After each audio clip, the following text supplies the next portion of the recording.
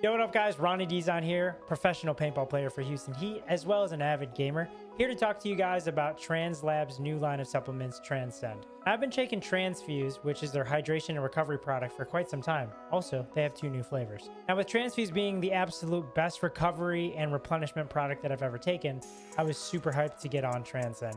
Transcend is one of the only products backed by research studies to make sure that the formula is correct and the right dosage for optimal performance. It's literally more potent than anything on the market. Now, I'm a little bit stimulant sensitive, so I take about a half a scoop to a full scoop. But if you guys want that LFG dose, 2 scoops, and you're gonna be cranked and ready to go. They got 2 delicious flavors, Skittles Candy and Baja Splash. Make sure you guys head over to translabs.com and get yours today. Fishy live, they were residential Halo Pro players. Looking good right now. He's coming around the wall. Coming around the wall. Got him. I love their setup. One down, a left. There you go. Nice. Wiped out by K unit. Right here, he's playing Sarcasm 1v1. Here it is. Oh! Moving this kid. Down him. Got the hard. Nice. Good. They hit the high ground. Let's go, boys! Let's do it, let's go! Crazy. Again, great comms from the paintball teams. Mammo taking down a paintball legend, Tyler Humphries. Let's go, baby! Let's go! Transcend kicked in for the Lords here. High ground here. They know where they're at. I'm wallbanging him. He's Go, over here, and baby! that's a dub for the Come boys. on! Dude, I think we just did it.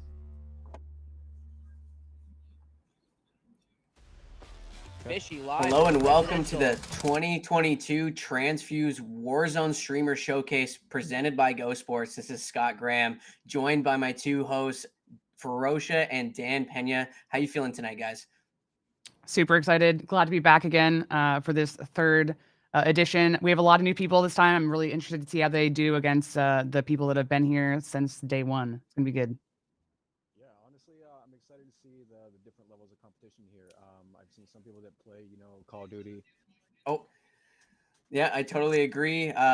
We got a ton of new faces as well as some old faces as well in the tournament. Looking forward to see what they got to offer as we head into a format overview of this tournament.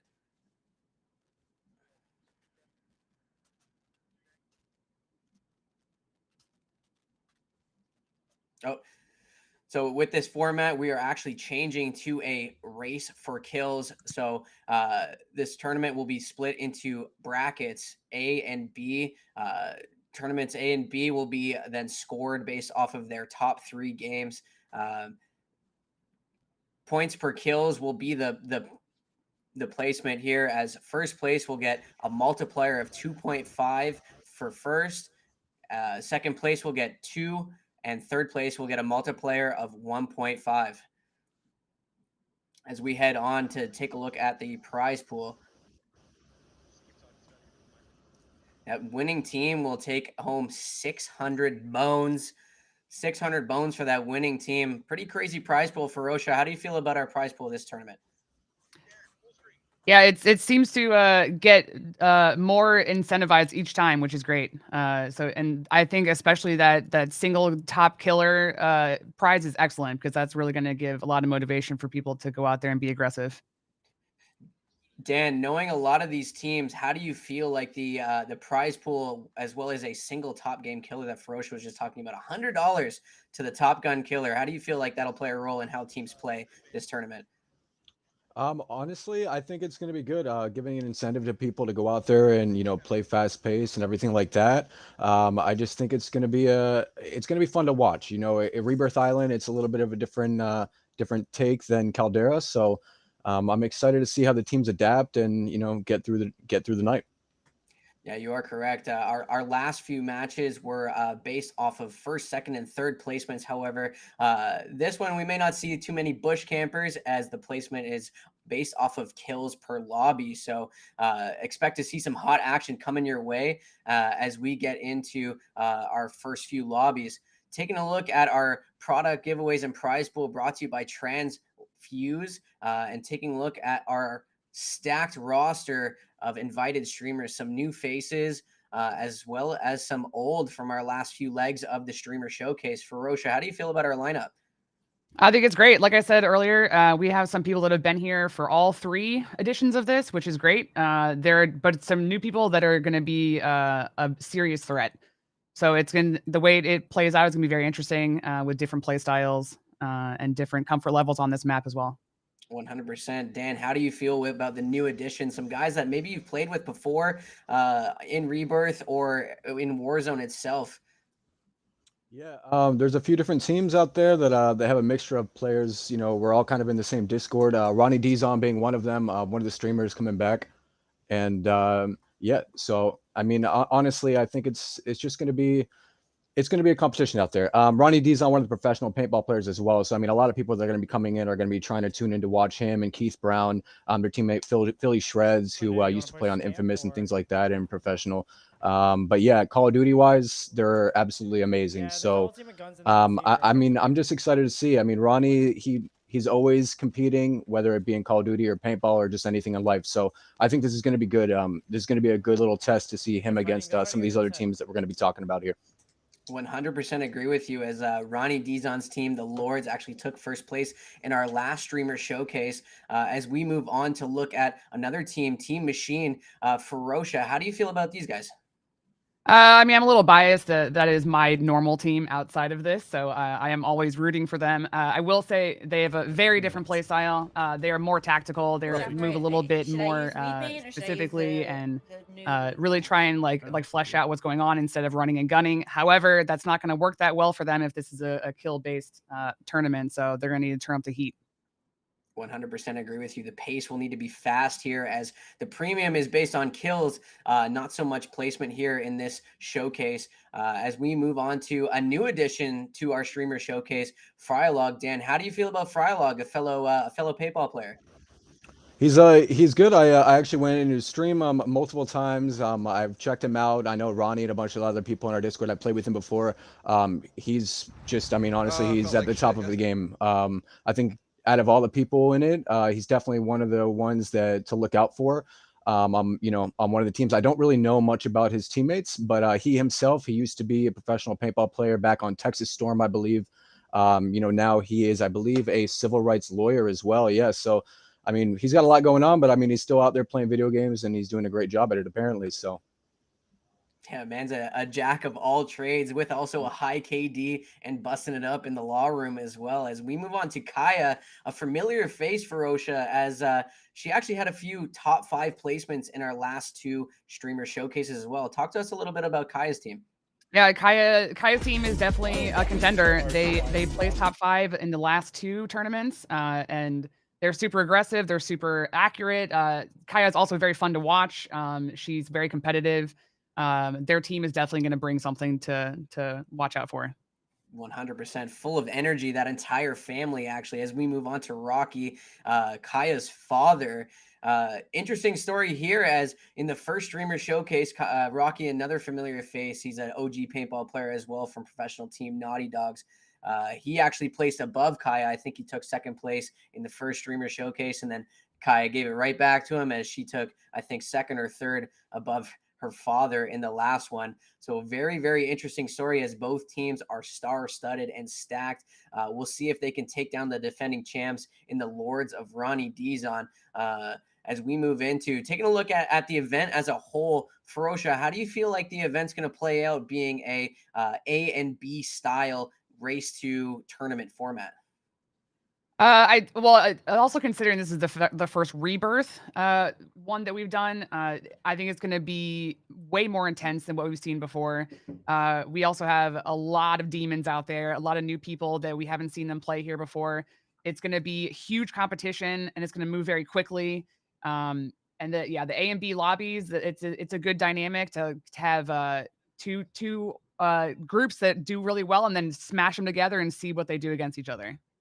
100% agree, as the top 5 teams from each lobby will be placed in a championship or final lobby to see who's going to walk home with the $600. Dan, talk to us a little bit about your predictions for the tournament. Honestly, I don't know. I don't know what's going to happen with Rebirth being such a different take on the game. Like I said, I would like to see a more aggressive playstyle, but you never know. I mean, You never you could run into a building and there could be a team in there with a bunch of claymores, and that's the end of your game, and you're sent right back to the lobby. So it really depends. I'm just curious to see what happens. Like I said, there's a few streamers I haven't heard of, but now that I've kind of looked them up and whatnot, I know they have a lot to show. So I'm just excited to see it. Right, you are. A lot of high KD teams in this lobby. Is going to be very exciting to watch as we get set to fill these lobbies momentarily. Here, we're going to switch over to taking a look at one of our sponsors. So this stream has been brought to you by Transfuse, the supplement brand designed for elite professional gamers in combat sports. Get laser focused and increase your speed response time at transfuseusa.com. That's transfuseusa.com and use promo code Warzone to get a special discount. Right on. As we get set to fill these lobbies, we're going to take a look at the Twitch chat, see what's going on over here.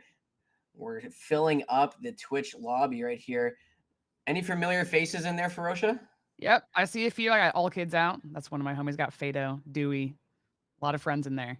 Okay, we got some of the streamers playing as well. They're hunkered down in the chat as well. Anyone you recognize in there, Dan?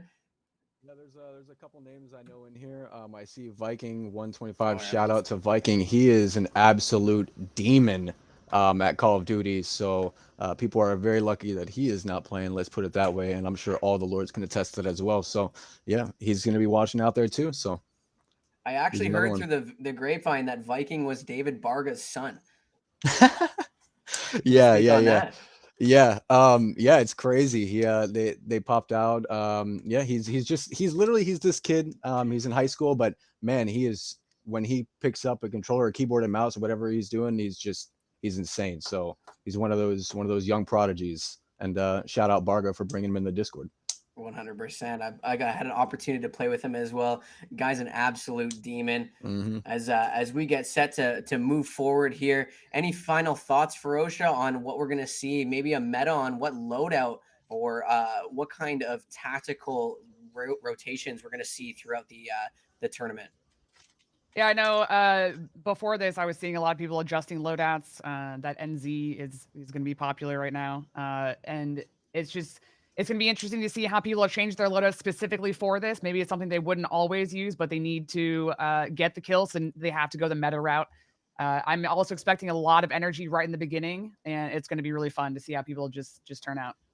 Yeah, with one of your games, your lowest game to be dropped, a lot of teams can take a lot of risks right off the hop. Dan, talk to us a little bit about the meta that you're expecting for this tournament.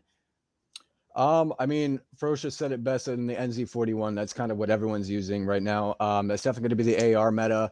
Sniping I mean, how the kids would say, it's chalked right now. You can't really snipe. But being on Rebirth Island, it's a little bit closer together. So maybe there are some people that are pulling out the quick scopes. But the NZ is definitely going to be the thing frying. A lot of people are going to be using the Blixen and the Mark V and the new SMGs, and it's going to be fun to watch. Like I said, it's going to be fast paced. I hope for no riot shields. Let's put it that way. So. Yeah, right on. Yeah. And we're going to actually take a look at our previous winners, the Lords, Ronnie Dizon's team. Hopefully get a couple clips here up on the screen as we kind of switch gears. These guys were absolutely dominating the last event, as they didn't quite place a premium on the top there, as actually they're watching us on stream as well.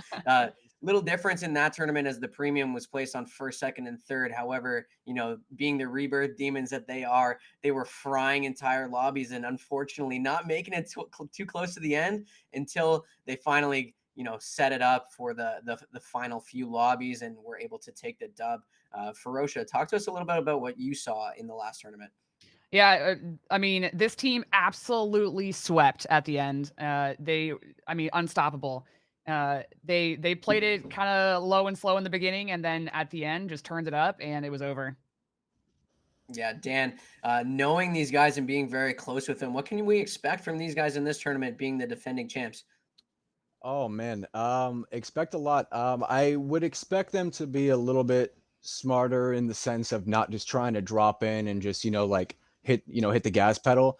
So I expect them to probably drop in, get a loadout, nice and easy. But once they get momentum, those kids are they're gonna be scary. Put it that way.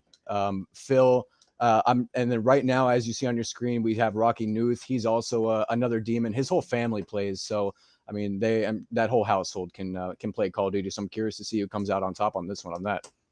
Yeah, a bunch of top 5 placements from the entire Knuth family Mhm. as the FOE clan swept, I think, second, third, and fourth in the last one, and then third, fourth, and fifth in the first one. And Rocky also won the solo himself, so he ended up taking home a prize himself, not the full prize pool in the squads, but the last tournament ended up having a solo drop, which transferred to a Top Gun killer in this tournament. So we'll see which team's going to take that down. Any predictions on who's going to take home the Top Gun killer, Ferocia?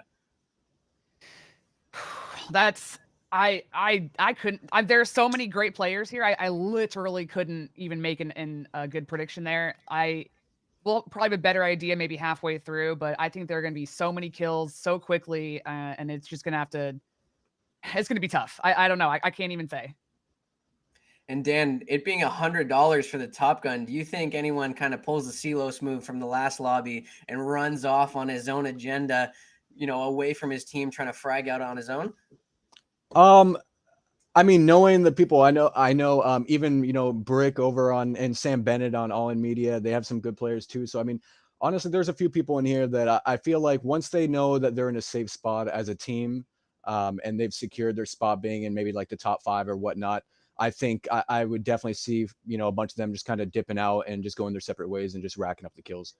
Yep, and actually, talking about team image or all in media, Sam Bennett actually did very well in the last lobby. As you can see him here on our screen, I think he ended up taking 4th or 5th in the last streamer showcase, as they had a couple lobbies where they had to drop their lowest score, unfortunately. But hopefully for them, they can kind of turn it around and show us a little bit more this streamer showcase. With that being said, Ferocia, what can we expect from the all in media team? That's a really good question. So we did end up seeing them the last time around. In my opinion, I think they fell a little bit short. They had 2 games where they were dropped right off the hop. Hopefully here, that's not an issue for them. As the lobby progresses, they did end up winning the first map here, but in the last streamer showcase. But they're going to need to put a premium more on kills here, as I don't think they had too many kills in the last lobby. Dan, have you played with these guys before? I have. I've played with at least I've played with Sam and one of their new pickup, Brick, who's Joe Migueles, and he's going to be their kill leader. And from at least playing with him all the time, I mean, the man's dropping a 20 bomb pretty much nightly. So and we play Rebirth all the time, so I would expect him to kind of take the reins as far as the kills.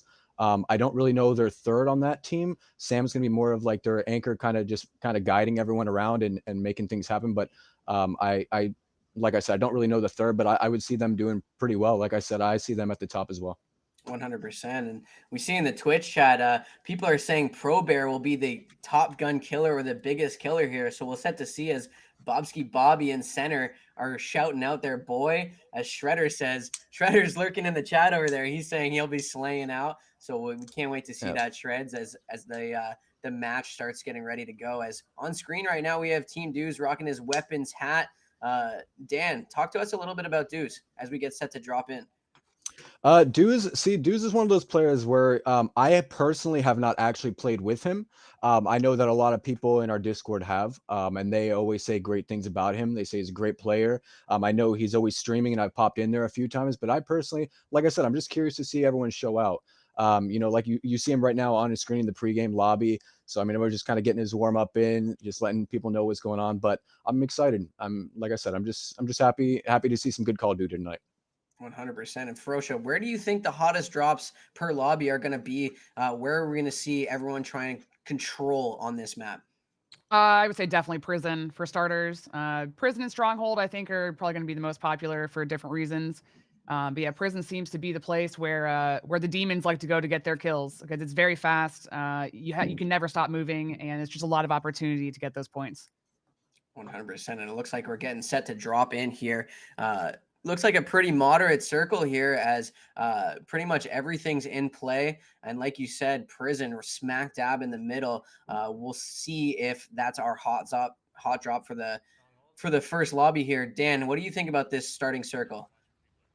I mean, it's rebirth, so at this point, it's pretty much the whole map. I'm just curious to see once everyone gets in, if a bunch of people are going to drop control or whatnot. Let's take a look. It looks like Tyler Humphrey and his boys. I can't really tell, but it looks like they're going for more of a safe spot. As we're on board with on board with Kai Knuth in lobby B. Let's listen in a little bit and see how the comms are. On me. He's so low. One more left. One more left. Shit. Close. Fucking shit.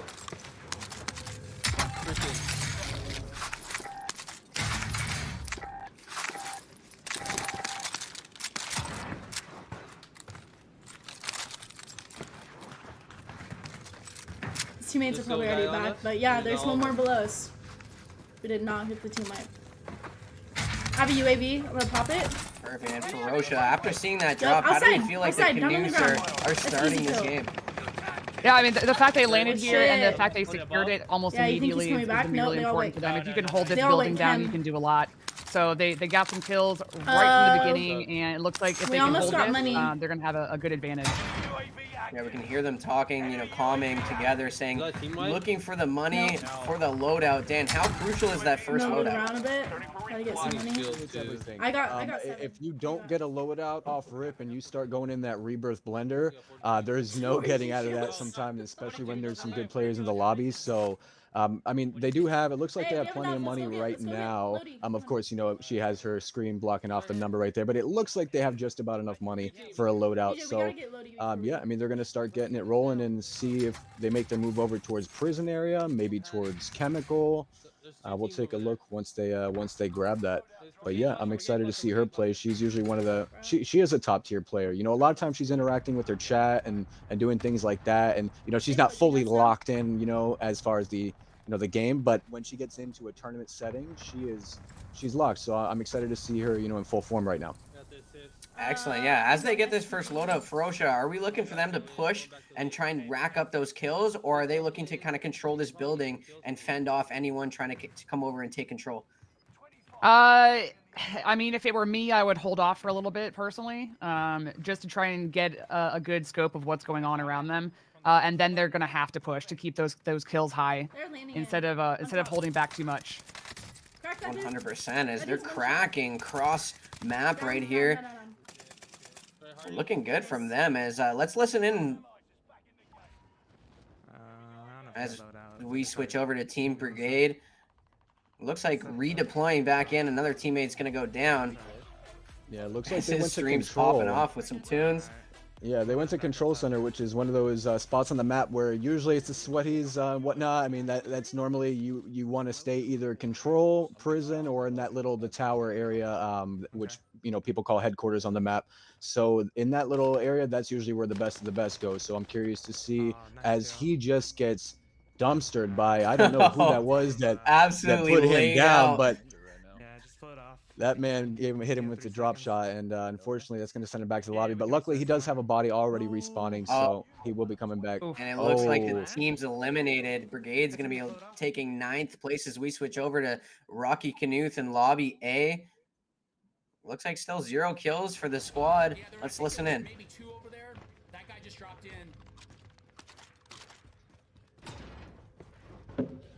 Possibly a whole team. I don't know. I'm gonna go up. I don't see anybody.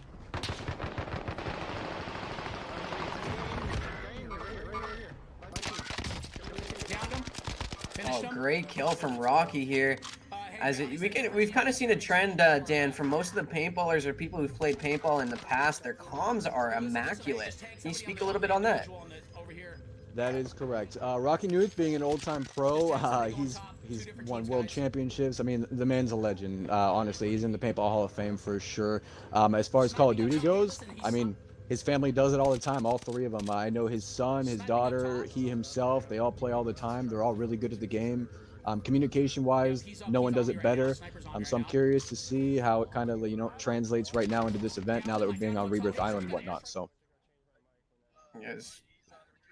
We switch over to the returning champs just as they get knocked out. Ronnie playing with his hair in frustration. It does not look good for them. However, you are able to drop one lobby as they're now just stuck spectating the rest of this round. Ferocia, talk to us a little bit about this first disappointing finish for the Lords.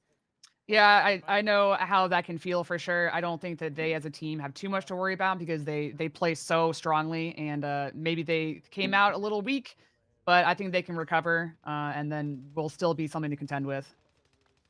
Now, will teams, do you think, have a anchor or someone who's not pushing with a duo to try and stay alive? Dan, what do you think about that? I mean, it's kind of hit or miss. I mean, it really depends on what kind of player you are. Some people can pull things off like that. So I'm curious. Right now on your screen, we have Killer Jerky, and she just sniped someone with an HDR. I haven't seen Great that shot. That guy in a while, but. I'm looking. Oh, this is Shaken Burger. I apologize. Shaken Burger. I was corrected by our team in the booth, but yeah, Shaken Burger right now on the top of the water tower. If I was her right now, I would immediately get off that spot. You're just asking to get pushed off it by a precision or a cluster or something like that, and then you would get picked off right when you're flying down. Yeah. So totally agree. Interesting to see someone, not really following the meta as you guys discussed, pulling out the HDR and the sniper. Talk to us a little bit about that, Ferocia, as we actually, let's listen in real quick. Yep, right here. If he peeks a little bit, I can hit him. There he is. Yep, he has serpentine. Hold that chance, hold that angle. I'm looking. I don't see anybody. I think he jumped off. He did. People at control. How? Just always check behind us. Down one at control. Great shot as we switch over to lobby B. I'm trying to get another angle. This team sitting with 4 kills. As we listen in. Drop it down. Down him. Dead. Good shit. 20 kids under me. I know you have to wait. Alright, that's already you're already there. Alright, just go push.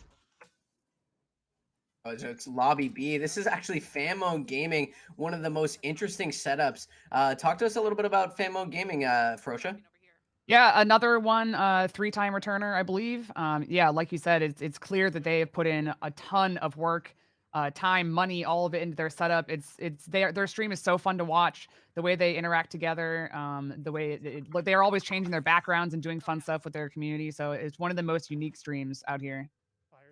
100%, Dan. These guys actually play in the same room. The mom mode, the mother of the group, is actually the brains behind the operation. Very interesting setup, as they didn't really have too hot of a placement in the last few tournaments, but definitely a spectacle to watch. I mean, as far as like setups go, I think they win in the event so far. I haven't seen anything that looks that good, and I use context clues to figure out that they're pretty much side by side right now. They are. That's pretty awesome. So good for them playing it together. I mean, very cool. As awesome. Oh, unlucky, they both get dropped and place 4th as we're down to top 4 in lobby B right now. Things are starting to heat up. As nothing they could really do. They kind of got boxed in that building. Talk to us a little bit about that, Ferocia. How is it playing the roofs versus inside the building? Who won? Do we have a winner? Oh. All right, and we take over into lobby B. Top 2 teams. We're down to a 2-team scenario here. Dan, how important is high ground in these end game lobbies? I mean, it depends. Like I said, being Rebirth Island, it's more so knowing the angles, knowing the spots. There's a lot of jump spots, a lot of routes you can take. It's very, very quick in and out. This player you see on your screen, Ari Howe, I believe is his name. It's pronounced, Ari Howe. He's good. I looked him up beforehand just to see kind of who we were working with, and he's definitely one of the players that he's top tier talent. And his 2 teammates, I believe one of them was on a console from when I saw on his bio and whatnot. So I'm curious to see how they do. A bunch of new crack people to watch. So it's gonna be fun. Yeah, these guys are gamers for sure. Yeah, and and look look at at that. the I kill mean, feed. 10, Look at the 11, kills. 7. That's exactly what I want to see from a Rebirth tournament. Thank you, Incredible guys. as they get the 2.5 multiplier and the dub. Ferocia, how's that looking to you? It's just about what I anticipated. And as long as they can keep momentum up, they should be good. But I think that because we had a few teams that didn't do as well as they probably wanted to, they're going to turn it up, and there could be a whole different level of competition after this.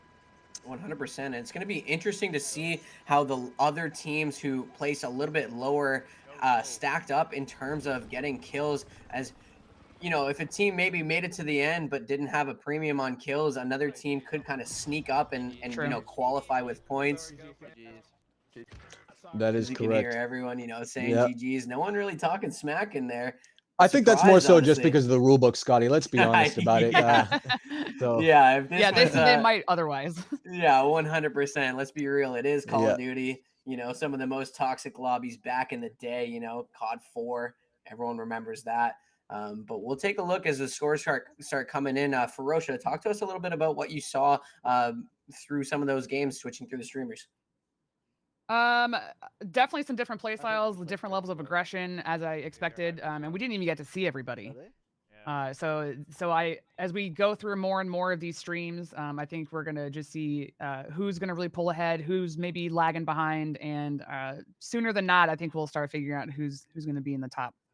100%. And my pick, the Lords, out very, very early. I don't think they even had a chance to get their normal grip of frags. Dan, talk to us a little bit about what you saw in that first game. Oh, I mean, it was heartbreaking. Honestly, those are my boys. So I mean, obviously, like we always joke back and forth, like I'll beat you, you beat me. But at the end of the day, I want to see them succeed. So I really thought that they were gonna just frag out. They all are capable of dropping 30 bombs. I've seen it, so I don't understand what happened, but it's like I said, it's easy to happen on Rebirth.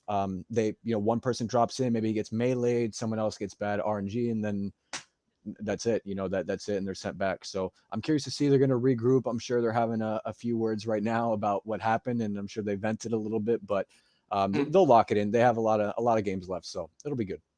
Oh yeah, 100%. A lot of Call of Duty left to play still, as that lobby ended up, shifting pretty fast. We were kind of jumping in and out of streamers. Ferocia, talk to us a little bit about the time or the length of that lobby. Is that normal? It didn't feel like it was too far off.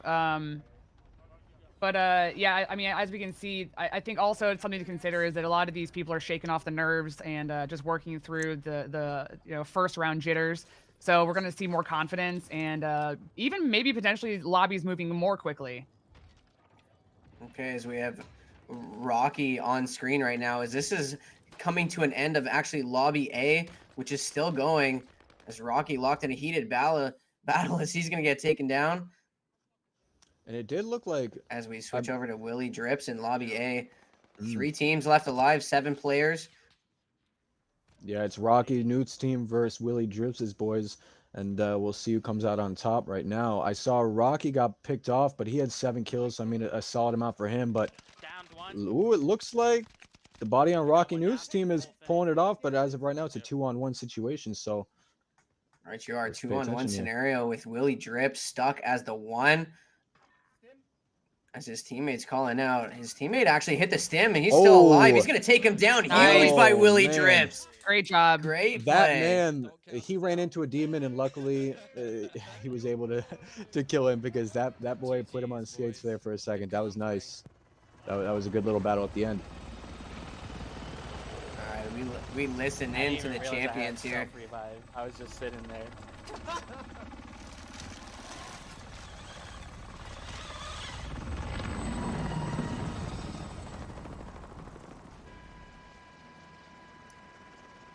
Not too much, selling going on from these guys. It's kind of, they're acting like they've been there before. So good news for them.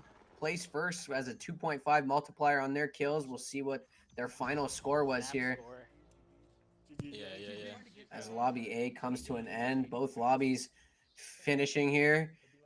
As if we can see Mr. Drips to show Oh, us his let's see. scoreboard here. He's too busy wiping off the sweat from his hands Yeah. right now. He was. It was nerve-wracking there at the end when he saw that guy. So. Did you guys get the kills? Because I didn't. Well, we have confirmation that he was don't not even the one know. getting the kills, so we will Yeah. see. I think I had 4 or 5. Yeah, confirmed I they're had 3. I got talking about one what how many friend. kills each other's gets. Is we're not going to get a glimpse of their short scoreboard here. Hopefully they were able to take a picture for the tournament. As you know, now they're getting hyped up. Ferocia, talk to us a little bit about that end game there. What you saw. I mean, personally, I think it was really cool that Willie Drips' team did that. They've been around since the first edition of this, and it was really exciting to see them pull that off. That was just really cool. 100%. Willie Drips, I don't think, had a top 5 finish in either of the 2 other streamer showcases. But good to see them, starting to come together and, put up a first place finish here in Lobby A. So hopefully, they were talking about maybe, not having a lot of kills, as one of his teammates was saying, hey, did one of you guys get kills? Because I didn't. So not a good look, but thankfully they got the 2.5 multiplier there. Dan, talk to us about the saving grace of the 2.5 multiplier. Yeah, I mean, I like we said, we weren't able to see the scoreboard, so we don't really know exactly how many they got, because who knows, maybe his teammate got 10 and they might be sitting okay.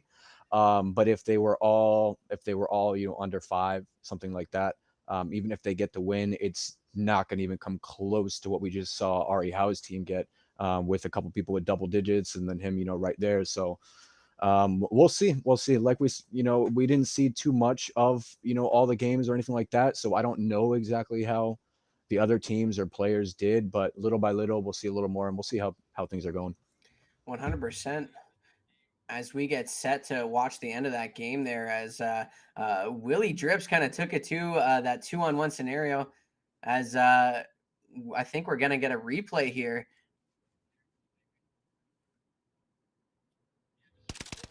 Hopefully, yep, we get a replay here.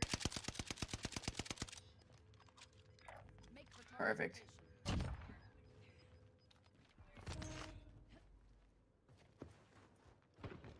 On screen, we got Puff Daddy right now. We got the end game of this one. Ferocia, walk us through the end game of Lobby A here. Yeah, clearly the heat is on here. You have to be really careful at this point. Can't really make any mistakes. You have to be so aware of all these different levels of the building, and make sure you don't put your team in danger. You also, on that note, I mean, you need to make sure you know where your team is at the same time. You don't need anybody dying at this point, and just kind of have to go at it together when there's this few people left. 100%. The pace of the rebirth is so fast. It's hard to, develop a story here, as teams were just dropping left, right, and center. As I think still 3 teams left in on this replay, as Puffy's, racking up kills, 9 kills for him as well. Dan, talk to us a little bit about what's going on here in the end game. Oh man, we are watching some good plays right here at the end. Unfortunately, Puff Daddy almost got caught with the gas mask animation. When that thing got pulled down, he ended up missing the hipfire shots, but he was able to clean it up, even though that player stimmed on him. And was able to kind of swing past him. But right now, looks like 3 teams left. I don't know where the other squad is, where the third party is, but these 2 right now going at it. I'm curious to see who they're fighting on the other end. 100%. As they drop another team here, it looks like he was sitting on 6 kills, and that was Team Cleveland Cam getting dropped over there as it loads to the next player here. Oh, and here's Willie Drips jumping around. I forgot about that. Yep. Yeah, through the tent as they pick up the dub. Great showing from them, as Rebirth kind of sporadic. Teams dropping so fast that it's hard to kind of follow. Ferocia, talk to us a little bit about the story that we can see develop here. Will teams start to slow it down a little bit, or do you think teams will pick up the pace? I would anticipate that people pick up the pace. We already have a lot of players here that play very quickly, so they might stay the same. But as I said before, certain teams that don't play very aggressively are going to need to start doing that. Especially if they didn't get many or any kills in this first round. There's no time like now. They're going to have to start pushing a lot harder. because nobody else. That's what everybody's going to be doing. So there's no time to wait right now. 100%. The premium is on a race to kill format. Dan, talk to us a little bit about teams pushing as a squad, or will they have one player hang back to kind of take advantage of them, going all gas, no brakes, and having one player alive to rebirth? Oh, I mean, I don't know. It's like I said, with the first game going how it did, the first game for one of the lobbies ended up going by, it seemed like almost instantly, whereas the other one kind of took a little bit longer. Teams were playing a little bit slower. So I'm just curious to see how the second game will pan out. Because like you said, if you kind of do the 2-1 split, oftentimes that does work. If you're, if as a player, if you're able to handle that kind of thing. We don't know exactly the skill level of every single person in this lobby, so it's just different. In a custom game, you have to be a little bit more strategic on things. But I think once we get maybe into, I believe maybe game 3, I think that's when teams are really going to start getting into a groove and actually knowing, how they want to play this right now against everyone else. 100% agree, as we're back on with Willie Drips. They have their first loadout already in the second lobby. Looking good for them, sitting with 0 kills on Willie. We'll look for them to try and, continue their run on getting some kills and another hopeful placement. Right now, can't really hear anything from them. As his stream drops a little bit, but that's okay. Ferocious, talk to us a little bit about Willie. Yeah, Willie, first of all, super cool guy, very funny, just really like a good streamer, just fun to talk to. But he's also very competitive. As we just saw, he's very skilled. He's got a lot going for him. I'm not too familiar with his team, but as far as he goes, yeah, I mean, just all around great, fun to watch. Now, do you know if he's actually landing with the person he's sitting next to right there? Okay, lads. Yeah, is that person on the team? I'm not sure. As we switch over to Team 20, Mom Mob, as there's 25 teams left, 1 kill sitting with this team, as both of his teammates are dead. So here's the anchor position that we were discussing earlier, Dan, is he's just going to kind of ride it out and let his team kind of redeploy. Yeah, what's the move here? Does he need to peek and take a fight to help his team drop in and get some guns? Personally, if whenever we're playing, I feel that you always want to stay mobile, especially when there are players of a high caliber, which there are in this lobby. If someone pops a UAV with him just laying there in one position like that, he's pretty much giving them an instant kill. If they bang through that door, they slide cancel in, and he's done. So if it was me, I would have tried to kind of peek around a little bit more, just to kind of be more mobile, just in case someone were to start coming pushing towards him. But it looks like his boys are back in the game, and they're kind of challenging some people over at, looks like, bioweapons. So I'm curious to see who's over there, and I'm excited to see this fight happen. Yeah, my thoughts exactly. Wanting to be a little more active in your positioning as your team wants to fall in, so they can get secure on ground loot or whatever loot is around, and then get back into the fight. As this team working together very, very well. Gonna take position underground. Let's listen in. Yeah, climb in tunnel if you want. They're gonna push. Yeah, okay. I've just heard someone bang. All right, as we get set to switch and take a look at the defending champs, Ronnie Dizon. Now on your screen here, 4 kills for Ron the Don. Frosted Tips. Hella guns on me. Hella guns on me. That's more of what I like to see from the lords. It looks like they now are kind of rocking and rolling. There's 22 bodies left alive. He already has 4. I can see if they go all the way in this game, I could easily see all of them drop at least double digits. So they have a good start right now. I agree with you. They look like they got smacked around a little bit in the first lobby, and now it's all business for the boys. They want this dub. Very, very competitive group, as they're going to hopefully pick up another loadout here. Let's listen in. I think so.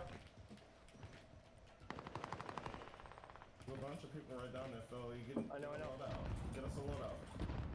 Ronnie, get us a loadout. There's no fucking way. I literally just took 1 bullet. Come on, Ronnie gonna beam 2 here, but get taken down himself as well. Oh, and lucky the whole squad was white. Oh my goodness, Willie Drips gonna take out the defending champs. Again, only gonna take 6th place here. Another disappointing place.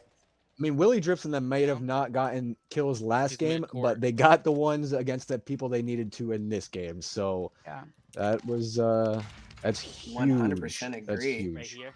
As they kind of look like they kind of snuck up from the low ground on them there. Really sitting only with 2 frags as he's going to be getting beamed from up top inside the building. He's going to get taken down. Still has teammates left alive.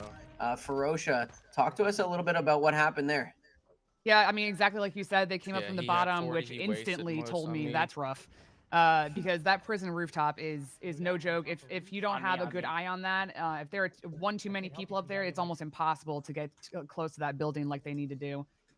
So that's exactly what just happened to him right there. That prison rooftop is a killer. Lucky for Willie here, he's still got 2 teammates on the ground. He's going to get a rebirth here, another second chance. It actually doesn't look like the person sitting next to him is playing. I think maybe, you know, scrolling TikTok over there next to him. Yeah. My perks and then come push in.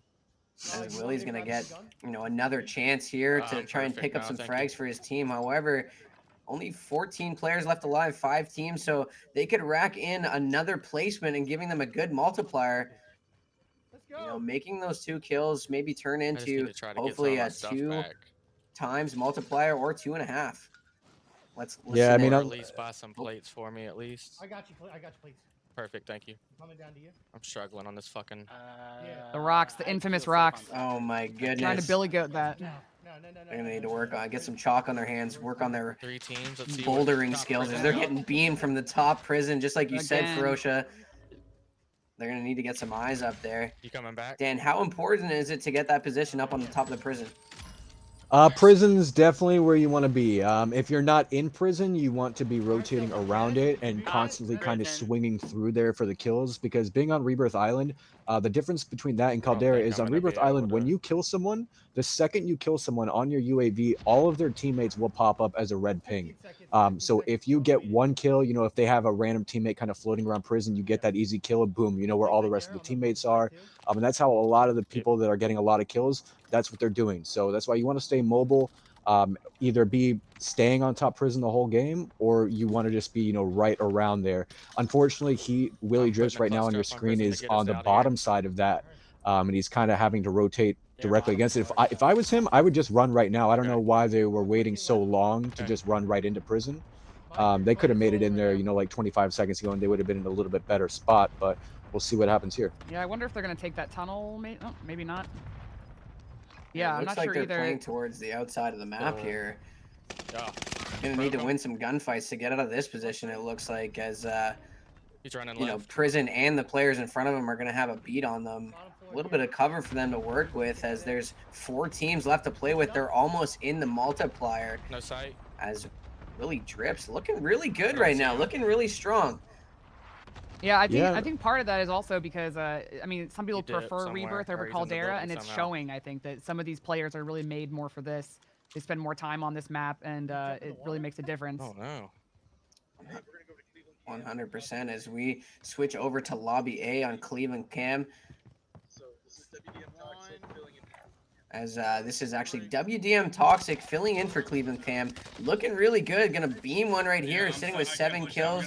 4 teams, 11 players left alive. See, and this is what you want. You see him right now. He was able to break one. He immediately repositions, tries to take another route. And that's what you want to do. People, you know, the second that you get, you know, if your armor comes off or something like that, you don't want to stand in one spot and put plates on. You always want to be moving, sliding around, even if it's just slide canceling back and forth, you know, behind a pole or something like that. You want to stay mobile, and that's what he's doing right now. You see him, he started off in prison, now he's over in decon and kind of just roaming around the map at will right now. So, you know, we'll see what happens. Yeah, and they're looking good right now. A lot of great comms from these guys. As 3 players still left alive, 9 players left in the lobby, 4 teams. We'll see if this team can get a top 3 finish. It's looking good for them right now, as a Rez came out close to him there. As he's going to pick him up, take him down. Huge kill. Looking good from them, as they have a 2-point last 100 games. He's looking like a 3.3 KD. Any information on this guy, Ferocia? I don't really know, honestly. But I mean, apparently whatever they're doing is working. He's sitting at 8 kills, which is going to help a lot, especially if they're placing top 3. Yeah, I'm curious to know what his teammates have. We're going to switch over to Shakenburger. as she's actually above the previous streamer we were just watching. Oh, as he slide cancels back in the area. See, that's the kind of movement we're talking about. As you see, he just kind of head checks, fires a couple shots, went back, you know, forcing her to kind of have to reposition and kind of get flustered there for a second. So we'll see how this 100%. goes. And it looks like that's good information for the team down low. They know that they're up there now. They can try and work to maybe avoid or take a fight somewhere that's more advantageous for them rather than taking the low ground to high ground fight. As we switch over to Willie Drips, he's solo, just lurking on top of the tower, and it looks like he's got the circle to himself. Elite gameplay right now. Looks very pleased with himself too. Yeah, that's what I'm talking about. He's a fun guy. So this is very him. He even has a smile. It's great. Yeah, 100%. We switch back down low as the fight kind of transpires. He's gonna take down one Ice Shaker. Oh, they're in a Looking rough good for them. spot They might right need now. to get a res off here. Yeah. They're in the danger zone. I don't think they know it. Ooh. Oh my goodness, is that Willie Drips that just kamikaze down there? Oh no. Looks like he got one. I don't know if it was. I couldn't tell. Oh no, that was. Oh man. Well, they took out the demons. So. Yeah, they took out the demons. What's that? Looking good for them as WDM Toxic's team is gonna go down. They were looking good, but that looked like a top 4 placement for them as there's 2 teams left alive here. Well, no, I understand. Like, do your thing. Like, I get it. But at the end of the day, like, stop. As Chevy's team still left in this 2 versus 2. Or sorry, actually it's a 2 versus 1. There's only 3 players left alive. Yo, Big Head, thank you so much for the fucking raid, man. They do have high ground right now. It's looking good for them as the circle's getting real small. Dan, talk to us a little bit about this end game and how it's going to break down. I mean, now that they're getting pushed down to this little area on the side of the map, I always forget what it's called because I run in there for about 10 seconds to get someone out of there and then leave. Yeah. But it looks like they took the win. So right there on your screen with an awesome setup as well from that little behind the back cam I like he has going on. Yeah, that's pretty nice there. Look at the extreme setup from this guy. This guy looks like he's working for the CIA in there. I like it. Look at little monitoring everyone's game.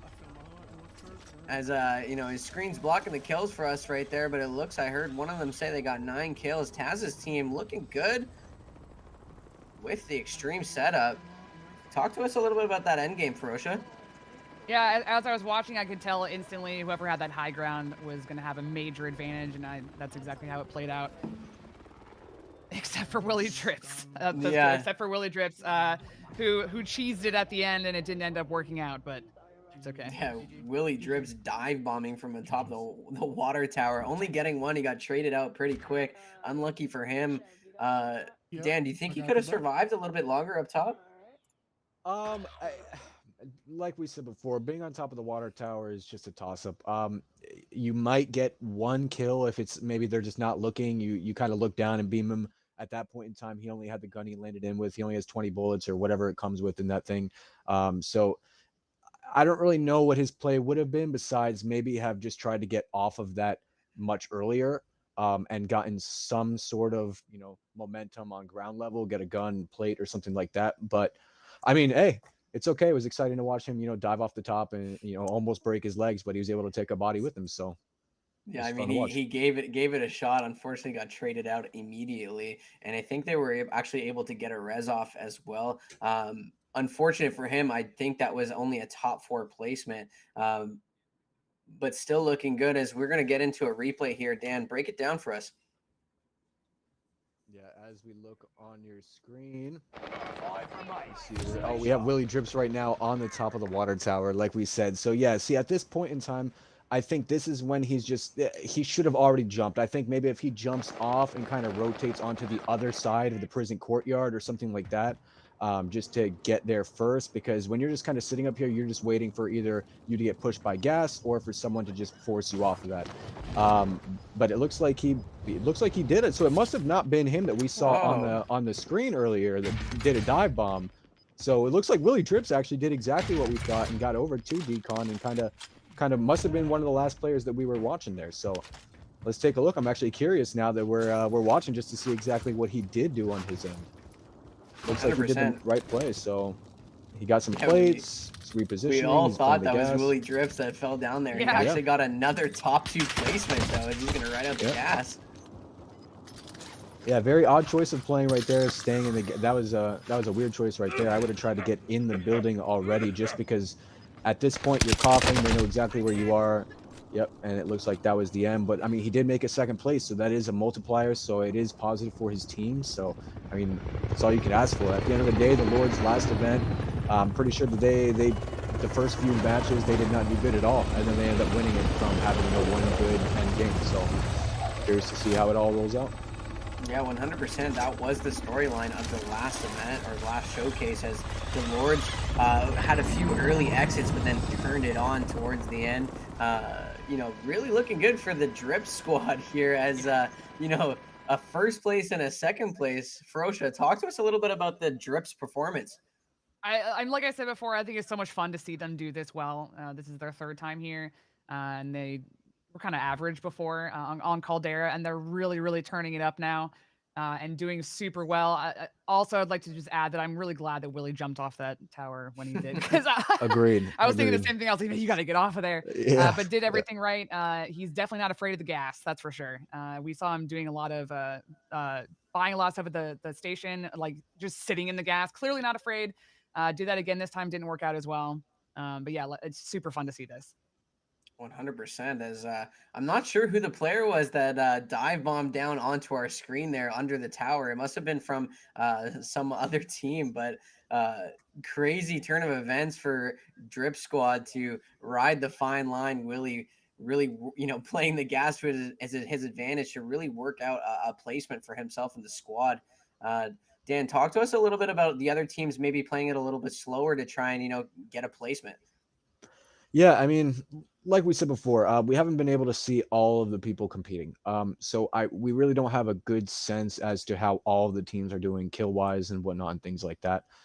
So I'm curious to see how it all plays out. We've seen a few teams that have taken more of the slower approach, which me personally, that's just not my play style. I think it's a lot harder to establish yourself if you're trying to play slow, really, really slow, as opposed to just kind of taking the fight to someone and getting those pings on the mini map, like we said, when you get a kill or something like that, and getting that information.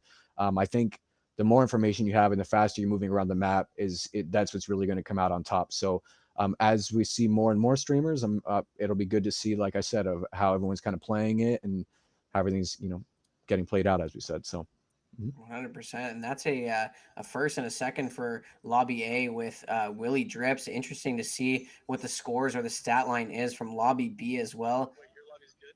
As we get set to get into game 3 here. Interestingly enough, we'll have one game dropped from each team. Their worst score will not count towards whoever is going to make it to the top 5 for the championship lobby. But looking pretty good for the Willie Drip squad. What do you think, Ferocious? Yep. I mean, but also to talk on what Dan was saying, we haven't seen everybody yet. So it is super fun to watch all these people that we know or we've seen before, and the people are doing really well. Still, I mean, there could be an underdog. There could be somebody out there that just hasn't turned it on yet, and this could change quickly. But so it could be a different set of people at the end. 100%. There are a lot of teams in these 2 lobbies. There could be a dark horse that we don't know about, just racking up kills right now. As, on Willie Drip's screen, he's only got 2 kills accounted for, but he's got the 2.5 multiplier as well as the 2 multiplier. But if a team comes in with, 10 to 12 kills and not a placement, they could easily match up and maybe bump them out, even though they don't have a placement. Dan, talk to us a little bit about maybe a dark horse situation happening. Yeah, like I said, I mean, as these games play out, once we get the scores and things like that, we'll be able to kind of see a little bit more of what's going on.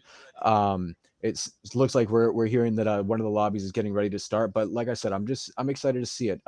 Dark horse, though, that would be a tough one. A dark horse that I would say to win would be VCK. That's gonna be who I say would be that would be my dark horse of the event. 100%. As we get set to see Lobby B game 2 here, as we can hear the streamers dropping in.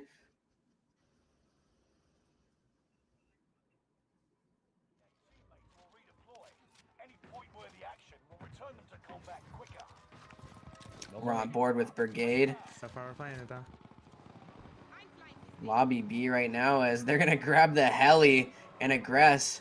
How's this for a play, Ferocia? Grabbing the heli right off the rip. I mean, I can very specifically relate to this. This is a tactic that I use with my team all the time. We do a 2-1 split regularly. Usually it's Machine. They'll break off with a chopper. He'll grab a loadout while we just try to hold something down. So depending on what their tactic is here, this could be very successful. 100%. As you see Brigade hopping out, you know, dropping some coin for his teammates to hopefully grab a loadout. He's gonna engage in a fight. Let's listen in. Got him. What do you want the loadie? Great kill from Brigade there as he's going to pick up the first one for the squad.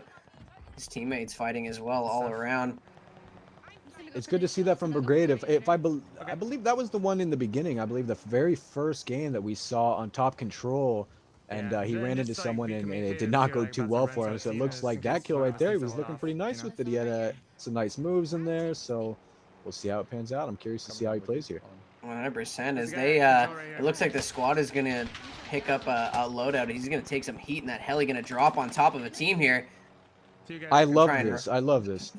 I believe that might be Ronnie Dizon and friends inside control, so that might be a little bit dangerous, but I like the fact he's... Oh, okay. I apologize. I'm getting word that Ronnie's in the other lobby. They wear the same operator skin, so, you know, in Call of Duty, that kind of does mean everything. You know, people get known from that kind of stuff, so I apologize for that. 100%. As it looks like they're trying to beam his heli here as we come to another paintball legend, T. Humphreys. Aloha He's himself. got one teammate down right now. Oh, he's actually back. He's going to get his place. He's going to be ready. He's going to take a fight here in. He was ready for that one. Nice shots. He was ADS right there. Kill. Good shots. I think he's... I believe that player he just ran by, though, had a loadout. If I was him, I would have just grabbed that real quick just to get some better guns. I believe he still has ground loot right now, so... Or was he angry? Yeah, so apparently some of our fan favorites from the fan mode gaming mom mode actually killed T-Hump last round, which I'm sure she was pretty proud of. Yeah, the gulag. That's right. Yeah, there were some definitely good gulag kills.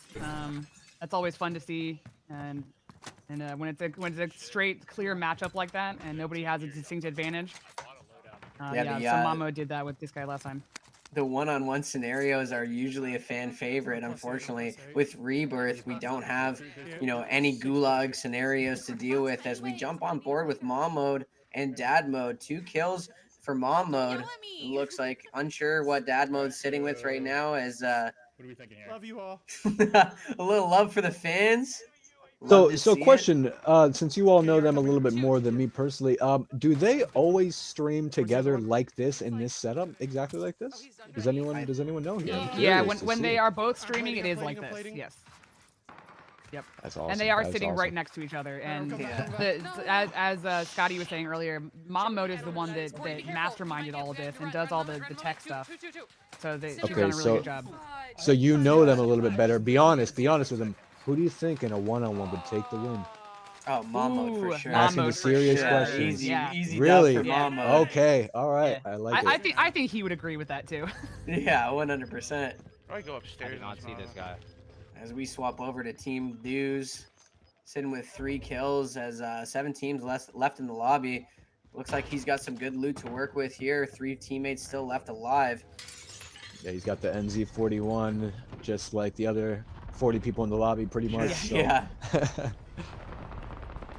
looks like they're kind of chilling a little bit back. You know, is this uncommon for the Dews as you're more familiar with them? I mean, I think he's trying to play a little bit more strategic. I mean, when we've played with him, I believe maybe it has to do more so with, I'm not sure of who he's playing with. Sometimes people play more to the pace of the people that they're with and whatnot. So, I mean, I'm curious. Right now, they're kind of hanging out. We said he does have 3 kills. With there being 15 people left in the lobby, he could still end this with a decent amount of kills, depending on how the lobby holds up here. It's only the second circle, so there is a lot of time to work with to rack up the kills. So maybe this is the strategy to go with. We'll see. 100% as one of his teammates getting set to drop back in as the dude's gonna get smoked down here. He's gonna need a res, but his teammate got redeployed, so he's And gonna there's Jody. I knew it. VCK, Jody the dark horse. Later than. They both. Oh, a huge kill from Jody there. His teammate dropping in as we go on board with Jody. Jody gonna take another one down. Jody's on fire right now. Yeah. Jody's a demon. John, landing your roof. And unfortunately, the Pro Edge logo, the Paintball logo, are going to be covering up his kills. It's going to be a mystery. Yeah, we actually, our Discord, we have like a lot of people that are in there that we play pretty much every night. But Jody and Ronnie specifically, us three and one other Brick, who's on the All In Media, we play ranked on Vanguard a lot, and we run as a 4. So it's fun to see now all them being separated here, and we'll see how it works against out. each other. Yeah. I like it. I like it. Playing for bragging rights in the Discord. I see. I got my loot. Get to the new safe zone. Gas is closing in. Love to see that. Jody's still got 2 teammates to work with, and unsure. Man, I'm dead, Just as I say that, commentator curse. One's gonna get dropped. 30 seconds on his redeploy. Jody gonna trade that kill out though. Looking good from him. As he's gonna get dropped the too. body He gets traded above. out. And it's the dudes. He's sitting up on that roof, is able to just look down. Jody had no chance there. That's just so unfortunate for him. It looks like he got so many kills in that spot, and then just boom, he just plates up for a second, and that's a wrap. Man, I could just airstrike. Yeah, airstrike the top. Oh, as we switch over to Omid, another paintball player from Texas Storm. Airstruck. Sitting with 2 kills as there's 6 players left alive. He's gonna do some recon from up above. There's actually 14 bodies left alive, just so you know. There's 6 teams. Sorry, 6 teams. 6 teams. So he's gonna get a loadout here as well. Got guns to work with now. One landing on you. Yeah, Omid usually has a much higher amount of kills, so I mean it's a slower start for him, but it looks like he's putting the moves on someone right now, so sheesh, he's gonna pick up that kill there, looking good for him, yeah. I got clustered, I'm just gonna back up. Shoot that. Nice. So, Ferocious, talk to me a little bit about the perks that players are using here. Are most people running stims? Yeah, I mean, I would say in general, across the board, most people run a stim. I personally don't. I don't find it useful, but it can make or break any scenario that you run into, whether or not you can move more quickly. So it definitely makes a lot of sense to do that. I know that it was nerfed at one point. I think they may have reverted some of that, so it's more useful again. But yeah, I mean, that stim can change anything. If you can zoom into a room super fast and just take people down before they even realize what's happening, then you can get a lot of kills that way. 100%. As we switch over to Brigade, Dan, you were talking about the movement gap earlier. How important is the stim to you in increasing that movement gap that Ferocious was talking about? As far as getting clips and whatnot, there's nothing better than stims. Honestly, anytime you could be broken one shot, you pop a stim, and if you know what you're doing movement wise, you can ego chow someone and just rip them in half, and they wouldn't even see you fly by them. So the people that know how to use it and know how to move well, I think are really going to separate themselves. As we've seen a few times in these gunfights, we've seen 1 or 2 players that have just kind of flown around. So I'm curious to see who's going to be clutching it out here. And it looks like Brigade and them are kind of set though right now. They're hanging out. They have a good spot being on Nova right now. This is definitely a power position, especially in a custom game. So they're able to kind of lock things down from here. Oh, and he gets that. though, yeah. Commentator curse again. Brigade gets smoked. Yep. I'm not sure who that was that took him down, but he's got 2 teammates still left to work with. 26 seconds left on his rebirth. They still got a chance as 5 teams are left alive. Yeah, they're all correct. I mean, the thing is, we were talking about time in between, to revive and everything like that. Every time you open a box or do anything like that, it does lower the time. So that's why we were saying earlier, you want to be constantly moving around, even if you're the last body, because if you open up a few extra boxes, your teammate gets back 10-15 seconds faster. Gets them right back in the fight. Interesting. Okay, so their ability to get their teammate back in is going to be crucial here, as I assume towards end game, most of the boxes are going to be open, so that's going to become a non-factor for most teams. Well, we'll see. I mean, a lot of them, it being Resurgence, they kind of like re-close, So it's a little bit different on Caldera or on Rebirth. I mean, Back at Grandma's. I'm gonna rotate that way. As the circle moves over here, Ferocia, what would you do in this scenario? Would you try and hold this roof or push towards the circle and gain dominance in that area? Yeah, I think for me at this point, I would have moved. I think one of the worst things you can do at this point is be up in the air and being pushed by a circle. We're good. We're good. Push top small. I have to skid down. Yeah. Right on. As we switch back over to Omid, they also have high ground and close to the circle. On like the little shack, right below the tower. Oh yeah, 2-2-2. They're fighting. So Omid actually running a sniper as well. Go ahead. I'm gonna watch here. I'm watching up here. That's fine. That's fine. We listen in. They got a beat on another team down low. Still 3 bodies left alive on Omid's team, or sorry, 2 teammates and Omid himself. 5 teams still alive in this lobby. Ferocia, talk to me about this lobby slowing down a little bit. Yeah, speaking of slowing down, the fact that he's using a sniper right now is interesting. I love sniping, so I'm on board with that. But yeah, a little more tactical now, taking more time. Like I said earlier, it's important to keep your teammates alive at this point, and especially like taking time off their clocks, opening boxes, getting kills, all that, because it's gonna be so important to have at least one person alive. Yeah, as we saw Omid try and take a fight down low, unfortunately lost that gunfight. As we switch over to the Dews a little bit away from that fight Omid was in, across towards prison. He still has 3 teammates left alive, as well as now it's only 4 teams in the mix. As the Dews has a beat over here, gonna break one, break another. These teams need to figure out how to get the dudes off of these roofs, because this man's putting a tac insert and has just pretty much spawned himself on these roofs nonstop. He's always on the roof, beaming 100%. So. He's just up there setting up a hammock. He's gonna need to scale this rock cliff here and maybe take a fight as soon as he gets up. As now we're down to the final 2. The Dews still has 3 teammates left to work with, so it's a 3-on-2 situation. As one of his teammates gonna take a first fight, gonna take both of them down. Huge from the Dews' team. Yeah, low amount of kills, but they did get the win. So I mean, at the end of the day, that's what you want. So. Dude, no shit. Huge from them. 11 kills, but they get the 2.5 multiplier. 632 damage. You know. Hey man, I'll take the non-ego hey Rube, stay in the air, and you stay in the air while me and him figure it out down low. I take it. It's like the movie Black Hawk, bro. You're the Black Hawk high up in the rotation. You're just like, you're over there yelling out, you're in the sky. We got a Black Hawk down. We got a Black Hawk down. It looks like they're having a great time over there. Look at that. We got a Black Hawk down. We got a Black Hawk down. Take that, man. He take the W. Screenshots on that? Fuck, I have to go back. God damn it. This guy. I mean, they all watch it. They all just watch it. They all just watch it. I got the screenshot. I'm so bad at that at remembering it, dude. It's so fucking bad. Sheesh. What was the?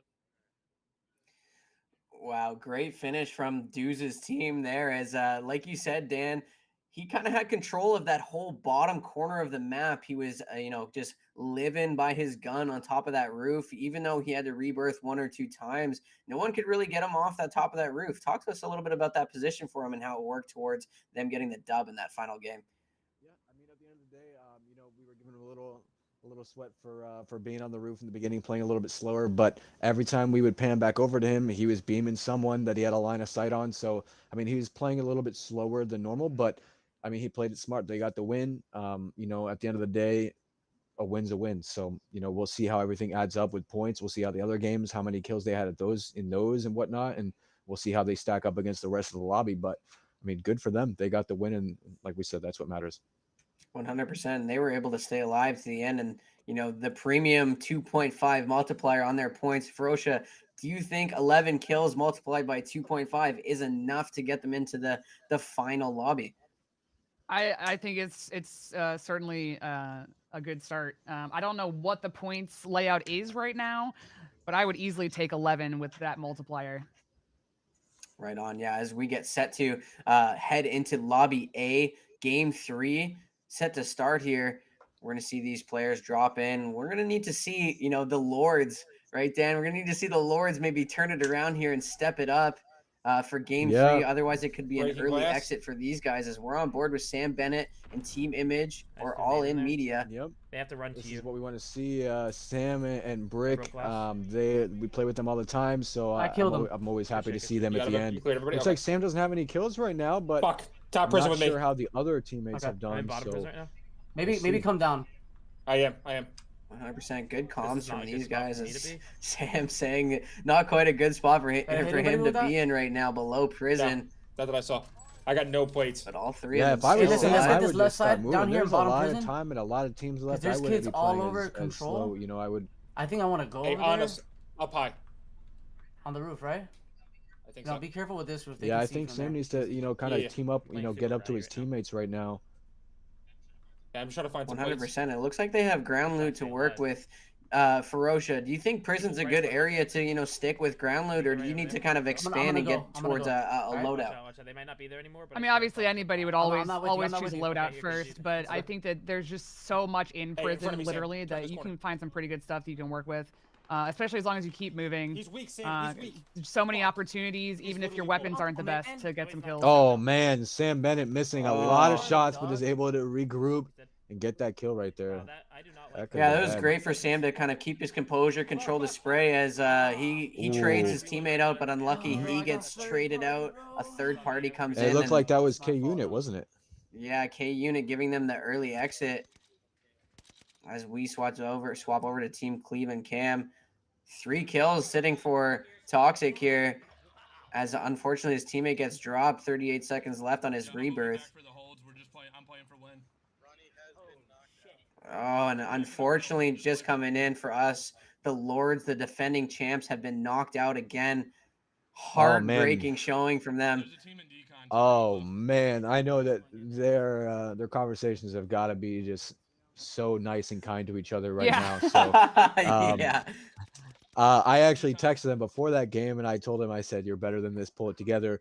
And they said, "We know, we got this." So I'm curious to see what happened. Honestly, I'm gonna go back and watch to see exactly what happened, because I'm not expecting that turn of events at all. So Yeah, unlucky showing from them as we swap over to K Unit. Rocky Knuth over here sitting with 2 kills.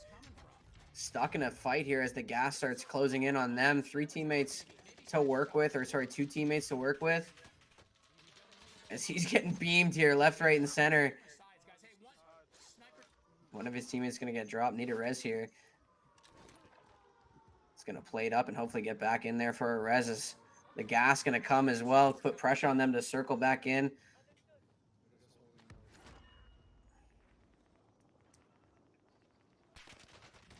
Oh my goodness, and a player coming up behind Rocky on the new whole team, actually. They're going to take him down. Not sure if his teammates survived that, but will Rocky be able to rebirth? We'll know in a second. yeah, good movement on that player, whoever killed him. I don't know exactly who that person was, but that was good. That was a good 100%. kill. Really able to use that hill to his advantage. Mm-hmm. Yeah, As right now actually, they're in I a think bad the spot. rebirth is done. He's going to need to get bought back.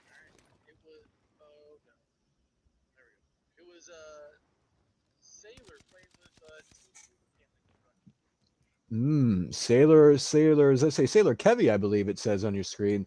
9 kills. That's what we want to see. This is the kind of play style that should be happening, I feel like, from everyone. They're in the top 4. They've already secured a pretty solid multiplier.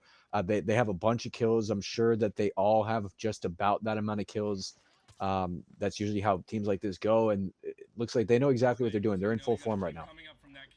100%, and it looks like now they're top 3 as he gets the res off. Huge to have a teammate in this situation, somebody to work with.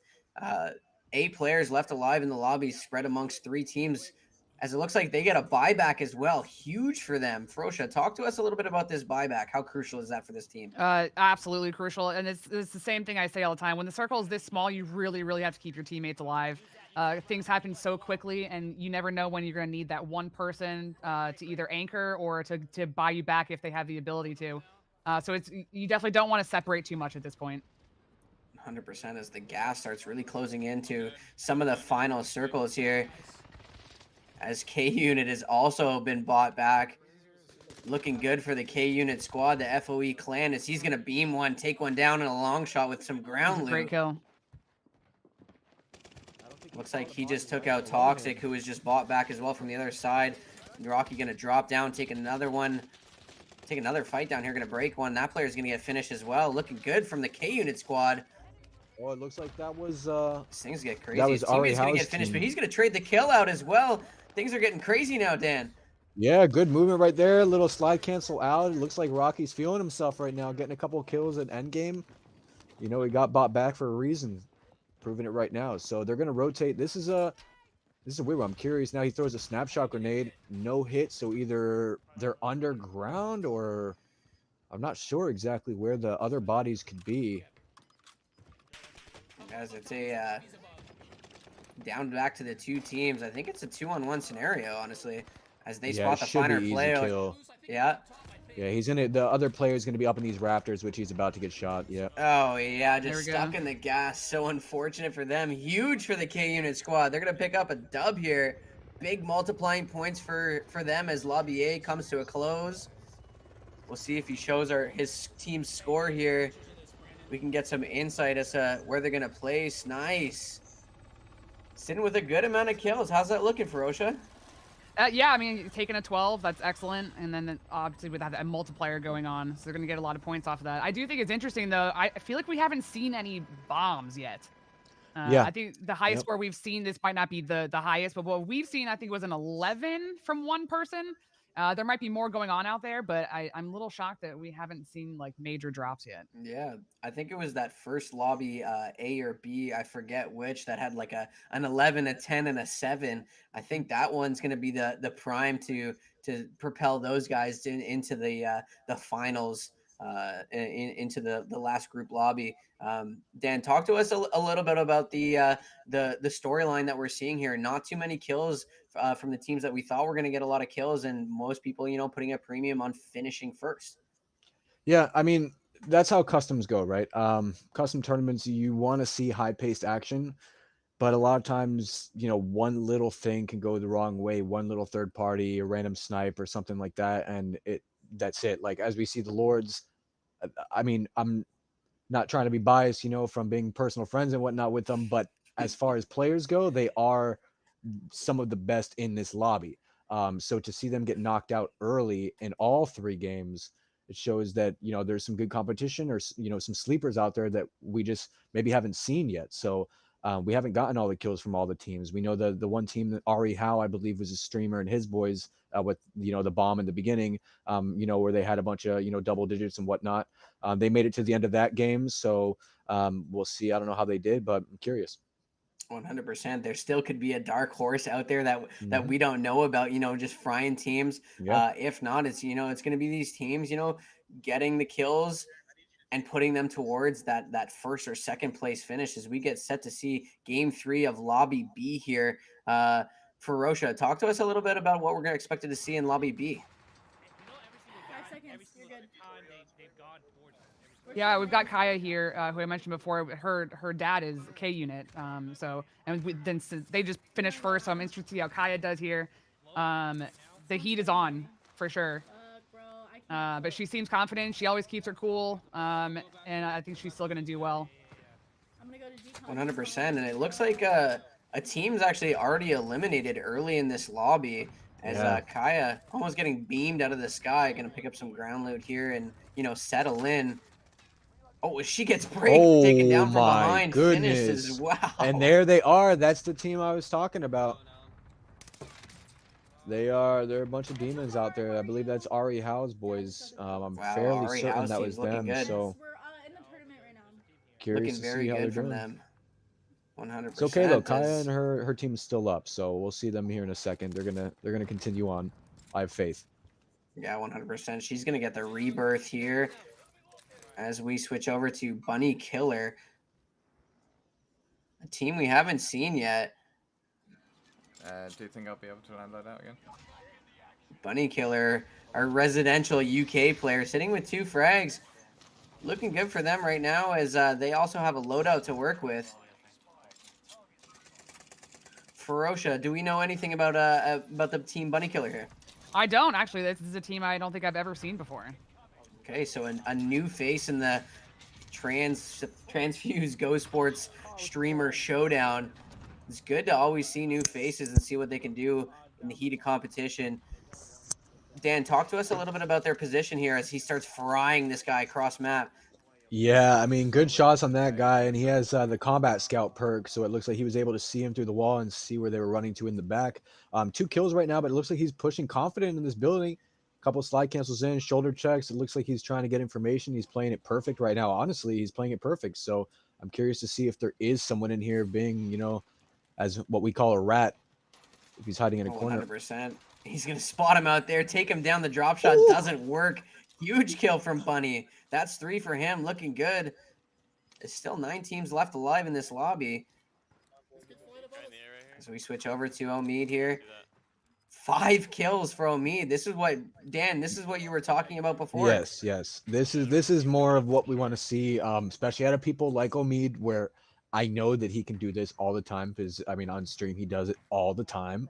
He's just dropping bombs consistently. So, it takes, a couple games to kind of get your feet wet, but I think now he's got good position. He's got his loadout. He's got 5 kills. Looks like he's beaming someone out of the sky. That's going to be 6 right there. Easy, especially with that gun right now. It is meta. He's going to get another kill, I'm sure. Ooh, Wow, looks like the water tower. Great job from the squad here, keeping each other alive, watching each other's backs as Omid just picking people out of the sky here. Yep. Talk to me a little bit about these rebirth drops. People looking like they're pulling their shoots a little bit early for Osha. Yeah, I mean, there's a time and place for that because you got to scope some things out. But yeah, it's just like ants falling out of the sky. There's people everywhere, and so if you got a good position like this and you have a gun like that, you can just rack him up exactly how he's doing. I think he's sitting. Is that an 8? 6? 8? 6. I think he's got kills. 6. Yeah. So, and I mean, if you can hold this down, make sure nobody comes up behind you or sits on that water tower and surprises you, then you can just pick them off right here. 100%. As we just got information that Team Dues just got knocked out as well. They took 6th place as there's 7 teams left alive in this lobby where seemingly the top of a prison seems to be the spot to be for racking up kills for Omid's team. Yeah, I mean they have the guns to do it. An NZ41 right now, that thing can beam anyone from any range. So they're pretty much just taking the approach of, we're good players. We can pretty much just control this top roof, and if anyone does go up there, I'm sure that they know exactly how to handle them, and then they can do things just like that. It looks like it's Ari Howe racking up another kill and getting it on Brigade. So, like we said, there are some demons in here, and I'm curious to see how many kills are actually being done right now. 100% is. It seems like Artie Howe's squad has a hand in most of the kills being dealt out towards the lobby, as another team's going to get dropped down. That's Brigade squad taking 6th place. Unlucky for them. Ferocious, talk to us a little bit about this exit from Brigade. Yeah, I mean they're not going to get those multipliers, but I don't think they have a whole lot to worry about because their kills are still fairly high, at least for what we've seen so far. So I wouldn't count this as a major loss for them. I have to imagine they've got a lot of points. 100%, and it still looked like Brigade had 10 kills there as we switch over to Tyler Humphreys. OG that was actually paintball Ari player. Howe's teammate that had 10 kills. They're over there. They're over there completely split. Ari Howe and his boys, and that guy, his teammate, had 10 already. So that team is frying. Tyler Humphrey and his boys though over at Bio. So I'm curious what's going on over there. It looks like he has 4 kills though, so a solid little start. Yeah, looking good for them as they're close to being in placement territory. 5 teams left alive, 13 players. As they're a little bit wary to spot another team in prison. I think Omid's still above them. If they go all the way up, they're going to need to win some gunfights to stay alive in this lobby as they're grouped up as a trio. Right there. We're 5th. Here's somebody. Oh, just like that, Resurgence disabled. So teams really going to need to value their lives here. Dan, what's the play here once Resurgence is disabled? Once Resurgence is disabled, it really depends on where you are. And if I were Tyler Humphrey and his boys right now, I would very soon try and get off of bioweapons so they do not get held when this gas pulls in. If someone, like right now, they just made eye contact with the team on the roof of Chemical, and that's the team that's going to start holding them if they don't move soon. So, I mean, like I said, it looks like they're doing it as we speak. They must be watching us on one of their side monitors. Stream sniping the casters, eh? Yep, it happens. 100%. So good rotations from there as they're essentially in your head, Dan, thinking the same things that you're speaking as another team's going to drop here. 4 teams left alive. Tyler Humphrey's team that much closer to being in placement territory as they rotate over towards the circle. It looks like they're playing very smart and cautious, Ferocia. Talk to us a little bit about how they're moving around the map. Yeah. Looks like we just lost T-Hump here. Yeah, I think being tactical at this point is not a bad idea. Because there's no resurgence anymore. I don't know if they have a buy station here or not, but it is going to be critical at this point to make sure you can stay alive. And if that requires being tactical, then that's what you got to do. 100%. As unfortunately Tyler Humphrey's team is going to get eliminated there. It looked like Tyler got traded out, but his teammate couldn't get the res off. The rest of the team's going to drop, as I think that's Kaya Knuth still left standing. 3 teams left alive. Great job from the Knuths again. Really going to need to work on getting the placement, but she's looking like she's got 6 kills on the board, as she's going to get taken out as well. It's just pandemonium right now. As Ari Howe still left standing. Dan, look at the kills from this guy. Been a story all night long. 11 kills from Ari. You know, I went into his stream earlier. I was popping into different people's streams, and he happened to be right there sitting. So I was like, "Hey, I'm one of the broadcasters. I want to see you put on a show here." And he told me he was going to, and it looks like him and his boys. Every time we pan over to one of the teams that are getting fried, it's one of Ari Howe and his boys just soloing out and just slaying. And the thing is, personally, I feel like that's what a lot more of the teams I thought were going to be doing, because when you have a good quality player, like these kids are all demons, they're going to go out and they can go and pull off 2-on-1s and things like that. And I like to see the confidence. Look at that, 15, 12, 9 in a custom lobby. That's top tier. Like that's really good. And it looks like the Ari House squad fried this lobby, plus the 2.5. The 2.5 multiplier. Looks like these guys are going to punch their ticket to the final lobby. And it looks like Fendi may be a contender for top kills. Yeah, Fendi kills. Out there being a little demon. 15 kills, 5,700 damage, and all of them just coming out. That's 2 wins, I believe. I don't know how they did in the other in the third one. I believe they got like 2nd or 3rd, but I mean, just solid performances. That's all you could ask for. 100%. Ferocia, do you think 15 kills is enough to win the Top Gun award, the most kills per lobby? Those are kind of like the numbers I was expecting to see more of. Like I said, none of us are really sure what the kills are right now. But yeah, a 15 plus is what I would anticipate. What it would take to playing games like that, or what's going to solidify that for you.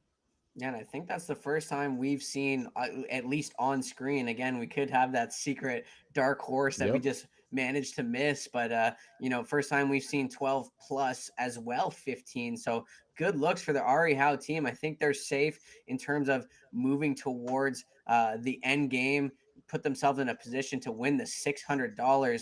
It'll be interesting to see who comes out of the rest of Lobby B as well as Lobby A. Dan, who do you think our contenders are in Lobby A right now? It's a toss-up. Like we said, a lot of teams, I truly don't know, because a lot of teams, they got high placement, they got low kills. The only one that we know and have seen that have consistently gotten high placement and high kills out of both lobbies is Ari Howe's team. We've gotten little snippets of here and there. We'll slide over. We saw, VCK Jody for 10-15 seconds. He got 3 kills in that span. We don't know how any of them did the rest of the game. So I'm curious to see how everyone really is doing, because right now it's kind of a toss-up, honestly. 100%. That's seems to be the storyline here. I'm also seeing that the lobbies seem to be slowing down. The first one being lightning quick. Ferocia, do you feel the same? Yeah, I agree. The teams are going to be constantly adjusting how they're playing when they start to get to know their opponents and how they play, make some adjustments possibly to their loadouts, what they're bringing, into the game, all that kind of stuff. And I think, especially if you're trying to hang in for the long run, maybe you do go a little bit slower for a little while. So they're probably just, analyzing everything and figuring out as they go. 100%. As we're going to cut to a Lobby B replay here. Dan, break this replay down for us. Of course. Sue, and it looks like we're on Fendi. It's spectating Fendi, who is one of the demons over on Ari Howe's team. You know, honestly, that he just putting on a clip there for his TikTok. He was almost able to get it, but that other body was able to just pull him off. But I mean, they were dropping bombs. So overall, that's what you want. I mean, a couple people slaying out like that. And you know, it's going to transition over to the next person, which is there. That is Ari Howe right there on your screen. 11 kills. He has once again another NZ 41. Looks like he was dropping his guns. I'm not sure why. He just wanted to check him out for a little bit, maybe try something else. Looks like he might even just be trying to maybe meme someone. But yeah, no, I mean, these boys, they know exactly what they're doing. They play Rebirth all the time. Like I said, when I went into the stream, I looked back kind of at their recent broadcasts. They're always on this map. They're just they're those guys right now, at least, that we've seen. So, you know, I don't know. Like we said, I'm just curious to see how everyone was, but they played this perfectly. You see, there's a couple players right there on the helicopter pad. Ari Howe pings him out. His boys are right there to kind of clean things up, and they just have perfect positioning as they push into decon. And it looks like that's at that point it was a 2-on-1 situation or a 3-on-2 situation. And it's easy pickings after, you know, a kill or two, and that's a wrap. They were able to just kind of pick it off slow. And honestly, these are the boys right now that I didn't really know much about in the beginning, and then little by little, I'm becoming a fan. 100%. And with the defending champs, the Lords, you know, out of the situation now, I think with you know, a few unfortunate placements for them. I'm not sure how their kills were looking, but I can't imagine that it's going to push them forward to the champions bracket. These guys are looking good. Talk to us a little bit about Ari Howe's team, Ferocia. Yeah, I'm clearly solid. They're doing all the right things. Yeah, so they're very strong, and it is unfortunate that some people have been knocked out that did so well previously, but that is just how it goes. We saw that before with Mr. B Piffin, who won the first time and then did not show up the second time to do as well. Yeah, I mean, they should be confident because they're doing really well and they could take it all the way. 100%. And it looks like here we're going to tally up all the scores, take a quick 3-minute break. Stay tuned, and we'll be back with the championship bracket breakdown. Fishy live, the residential Halo Pro player. Looking good right now. He's coming around the wall. Coming around the wall. Got him. I love their setup. One down, a limb. There you go. Nice. Wiped out by K unit. If you're he's playing sarcasm 1v1, here it is. Oh! Moving this kid. Downed him. Got the hard. Nice. Good. You hit the high ground. Let's go, boys! Let's do it! Let's go! Crazy. Again, great comms from the paintball teams. Mammo taking down a paintball legend, Tyler Humphreys. Let's go, baby! Let's go! Transcend kicked in for the Lords here. High ground here. They know where they're at. I'm wallbanging him. Go, Right baby! here, and that's a dub for the Come boys. on, dude. I think we just did it.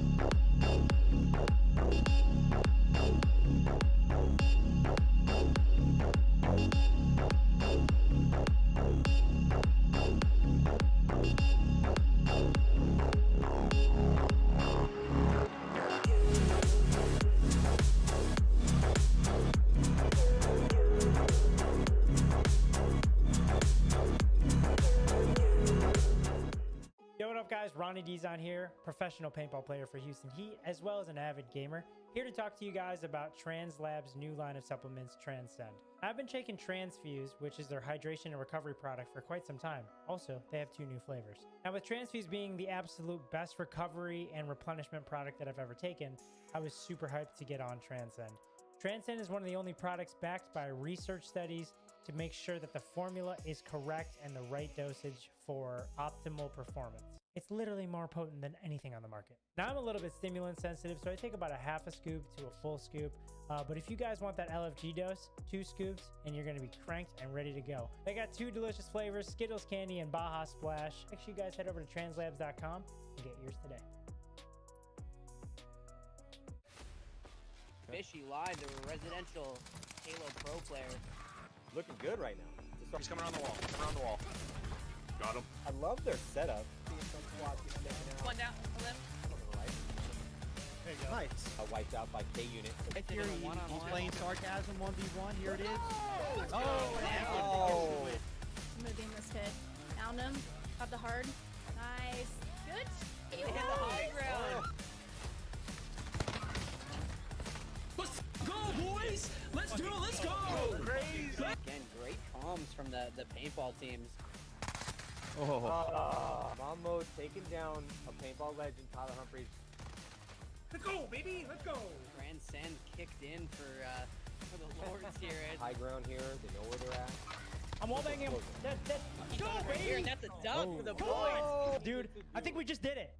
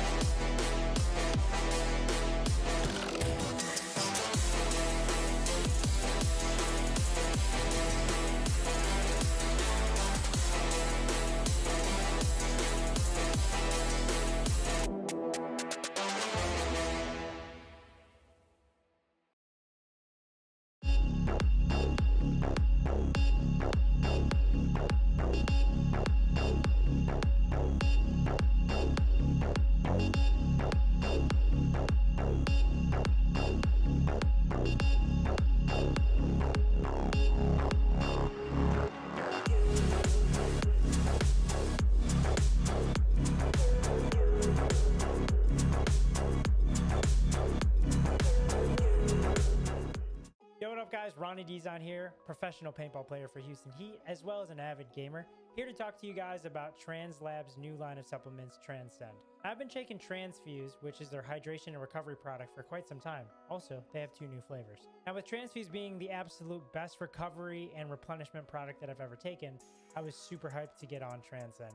Transcend is one of the only products backed by research studies to make sure that the formula is correct and the right dosage for optimal performance.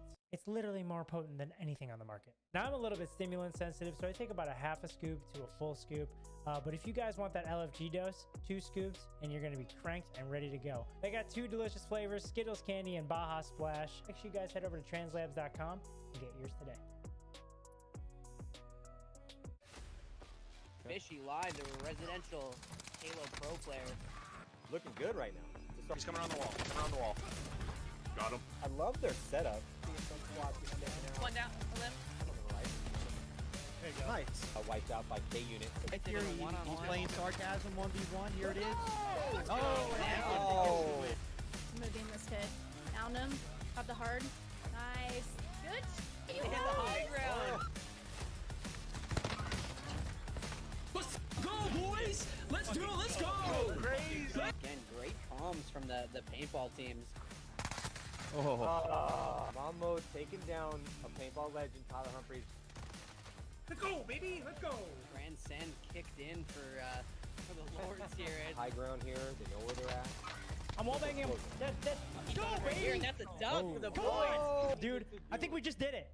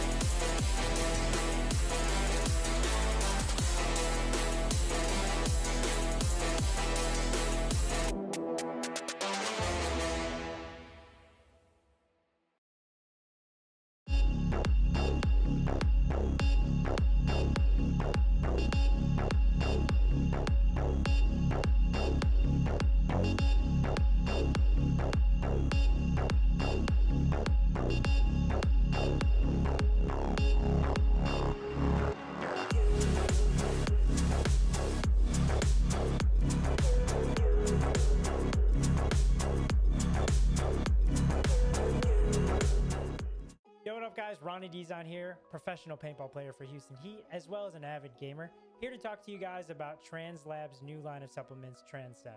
I've been taking Transfuse, which is their hydration and recovery product, for quite some time. Also, they have 2 new flavors. Now with Transfuse being the absolute best recovery and replenishment product that I've ever taken, I was super hyped to get on Transcend. Transcend is one of the only products backed by research studies to make sure that the formula is correct and the right dosage for optimal performance. It's literally more potent than anything on the market. Now I'm a little bit stimulant sensitive, so I take about a half a scoop to a full scoop. But if you guys want that LFG dose, 2 scoops and you're gonna be cranked and ready to go. They got 2 delicious flavors, Skittles Candy and Baja Splash. Make sure you guys head over to translabs.com and get yours today. Fishy live, the residential Halo Pro player. Looking good right now. He's coming around the wall. Coming around the wall. Got him. I love their setup. One down, a left. There you go. Nice. Wiped out by K unit. If you're he's playing sarcasm 1v1, here it is. Oh! Moving this kid. Found him. Got the hard. Nice. Good. You hit the high ground. Let's go, boys! Let's do it, let's go! Crazy. Again, great comms from the paintball teams. Mammo taking down a paintball legend, Tyler Humphries. Let's go, baby! Let's go! Transcend kicked in for the lords here. And High ground here. They know where they're at. I'm wall-banging him. Go, right baby! here, and that's a dunk for the Come boys. on! Dude, I think we just did it.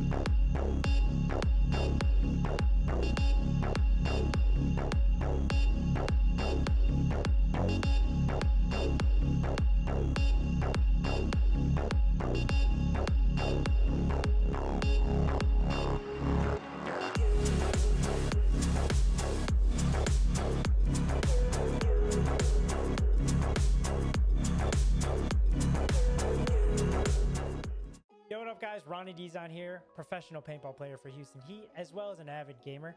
Here to talk to you guys about Tranzlabs' new line of supplements, Transcend. I've been taking Transfuse, which is their hydration and recovery product, for quite some time. Also, they have 2 new flavors. Now, with Transfuse being the absolute best recovery and replenishment product that I've ever taken, I was super hyped to get on Transcend. Transcend is one of the only products backed by research studies to make sure that the formula is correct and the right dosage for optimal performance. It's literally more potent than anything on the market. Now, I'm a little bit stimulant sensitive, so I take about a half a scoop to a full scoop. But if you guys want that LFG dose, 2 scoops, and you're gonna be cranked and ready to go. They got 2 delicious flavors, Skittles Candy and Baja Splash. Make sure you guys head over to translabs.com and get yours today.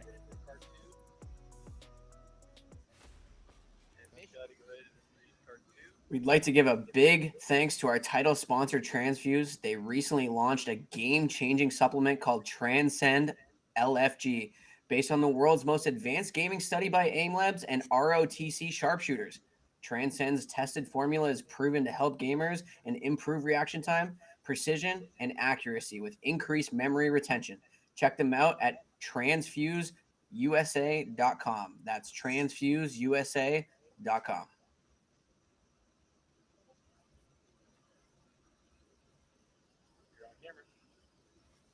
Welcome back to the Streamer Showcase presented by Go Sports, brought to you by Transfuse.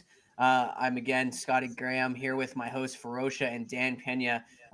Crazy events gone down here with Lobby A, Lobby B. Lots of action going on as we get set to look at our championship bracket here. Any predictions without seeing any information, Ferocia? It's so hard to say. I guess I'm most interested. I want to see where Willie is standing now with those killer plays earlier. 100%. I definitely agree with that. It seemed like Willie was doing very well with the placement scenarios. However, we also had another person racking up a ton of kills. Dan, talk to us about the other team that was just dominating Lobby B. Yeah, I believe we were talking about Ari Howe's team, if I'm correct. But it looks like on our screen we're gonna have the results from Lobby A. So I'm curious how everything else is gonna have played out. It looks like 38 points is what took the victory. Cleveland Cam's team coming in second with 32. But yeah, I mean, it looks like the Lords and taking a 7th and all in 6th. I was not expecting that. That's just disappointing to say the least from those squads. But it's good to see some other talent getting in there and making it to the next round. So I don't know much about some of the other teams because we only had little snippets of them and whatnot. But I'm curious as Faux Red is right now in first with 38. So yeah, I mean they have a pretty good lead right now on Cleveland Cam. So I'm curious how this the next lobby is going to play out. 100%. Rocky's team, doing doing well with placement as well as kills. However, M-Bug's down there sitting with the most kills in the lobby. As we switch over to taking a look at Lobby B's scores, and wow, Ari Howe's team 36 kills, a total of 90 points. Definitely in the runner for top gun or most kills in a lobby, 100%. As taking a second, that's Ferocia's girl, Kaya. Talk to us a little bit about that, Ferocia. Yeah, like I said, I'm not surprised really. She's always played well. This seems like exactly what I expected them to do. Obviously, that 36 to 16 difference is going to be major. But yeah, really glad to see them in second. 100%. Ari Howe looking like a front runner for that $600 championship prize. But good to see some unfamiliar names in here as we see Tyler Humphrey's team Trauma in there sliding in at 5th place, as well as the Dews and Freya. So, a stacked lobby from Lobby B. Looking good for these guys as Ari Howe just really separating themselves from the pack. So it's going to be very interesting to see how they can do moving into the championship lobby with the best of the best from this lobby. Yeah, that Dan, is correct. Talk to us a little about Ari's. Yeah, I mean, see, the only thing is that amount of kills right there that they have, they didn't have any crazy, like anything crazy. They had a good amount of kills for a Rebirth lobby, and I feel like a lot of teams are playing the more slow approach as opposed to just being confident, knowing that this is Rebirth Island. We do this all the time. If we die, it's okay. We'll get back. I have confidence in my teammates or whoever to stay alive for just a few seconds while you keep pushing and racking up these kills. Ari Howe's team, it looks like every time we pan over, like we said before, they were all solo split. I mean, it's only it's a trio tournament right now, so you have a 3-on-1 at the worst is the situation. And I mean, if you're a good player, I mean that's not something that should be uncommon. So I feel like a lot of teams are playing, I feel like, a little too hesitant. I think that I think they would be more comfortable if they were just pushing the momentum more. The more kills you get, the more information you have. The slower you're playing, the less you know what's going on, or the less you know the pace or where the good players are at during these gunfights and whatnot. So I mean, clearly Ari Howe's team, they feel confident. To them, it's just, we're just dropping in a rebirth. Let's just go in, let's grab our loadout and just do the thing we do every night. So I think they're, as of right now, they're clearly the front runners. So curious to see. 100%. They've really separated themselves from the pack as we get set to drop into game one of Lobby C.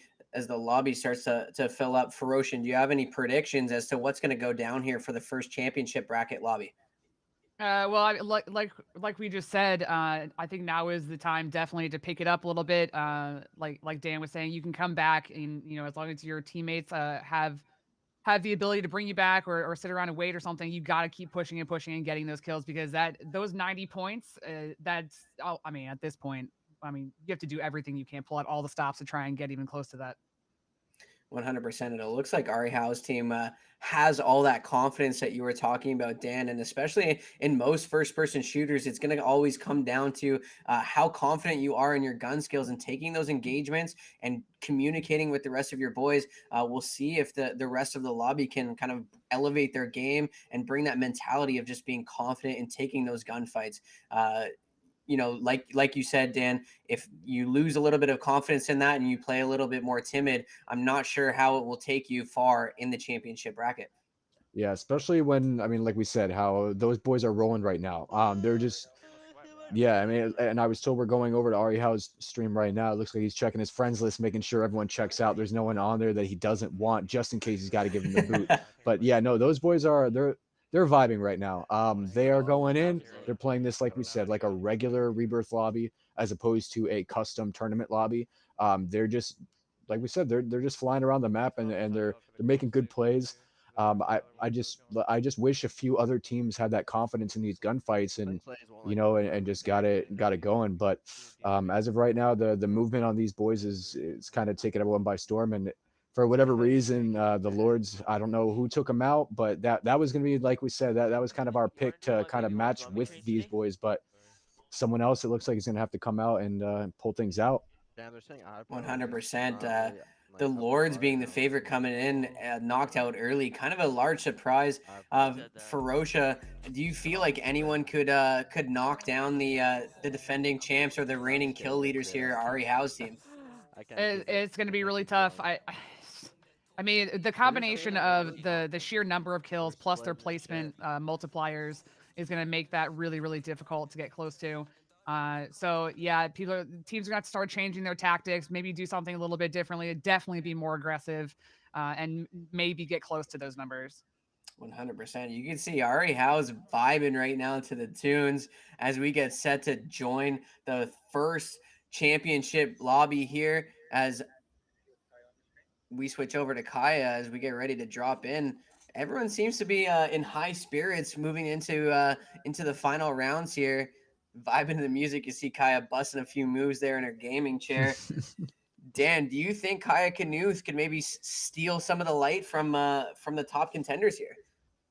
I mean, we would love to see that, right? I mean, she has the talent too, so I hope that they're ready to rock right now. I mean, it is the best of the best in this lobby, so it is a custom. I hope that she's bringing her A game, and it looks like they made it this far, so she's good enough to hang with the best of them. So I have full confidence that they can get the job done.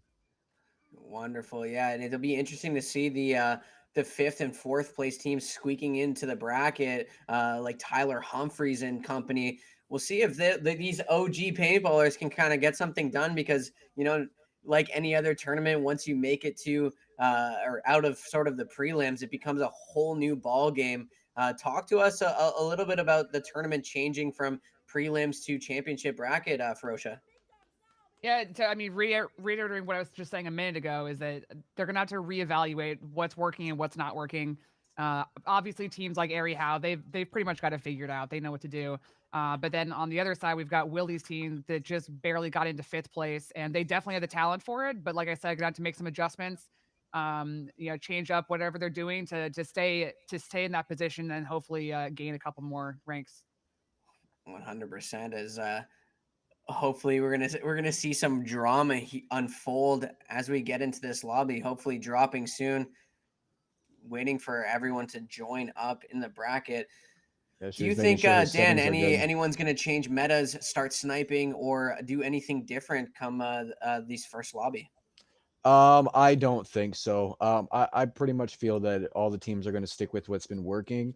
Unfortunately, it looks like for most teams, though, it's been a slower gameplay.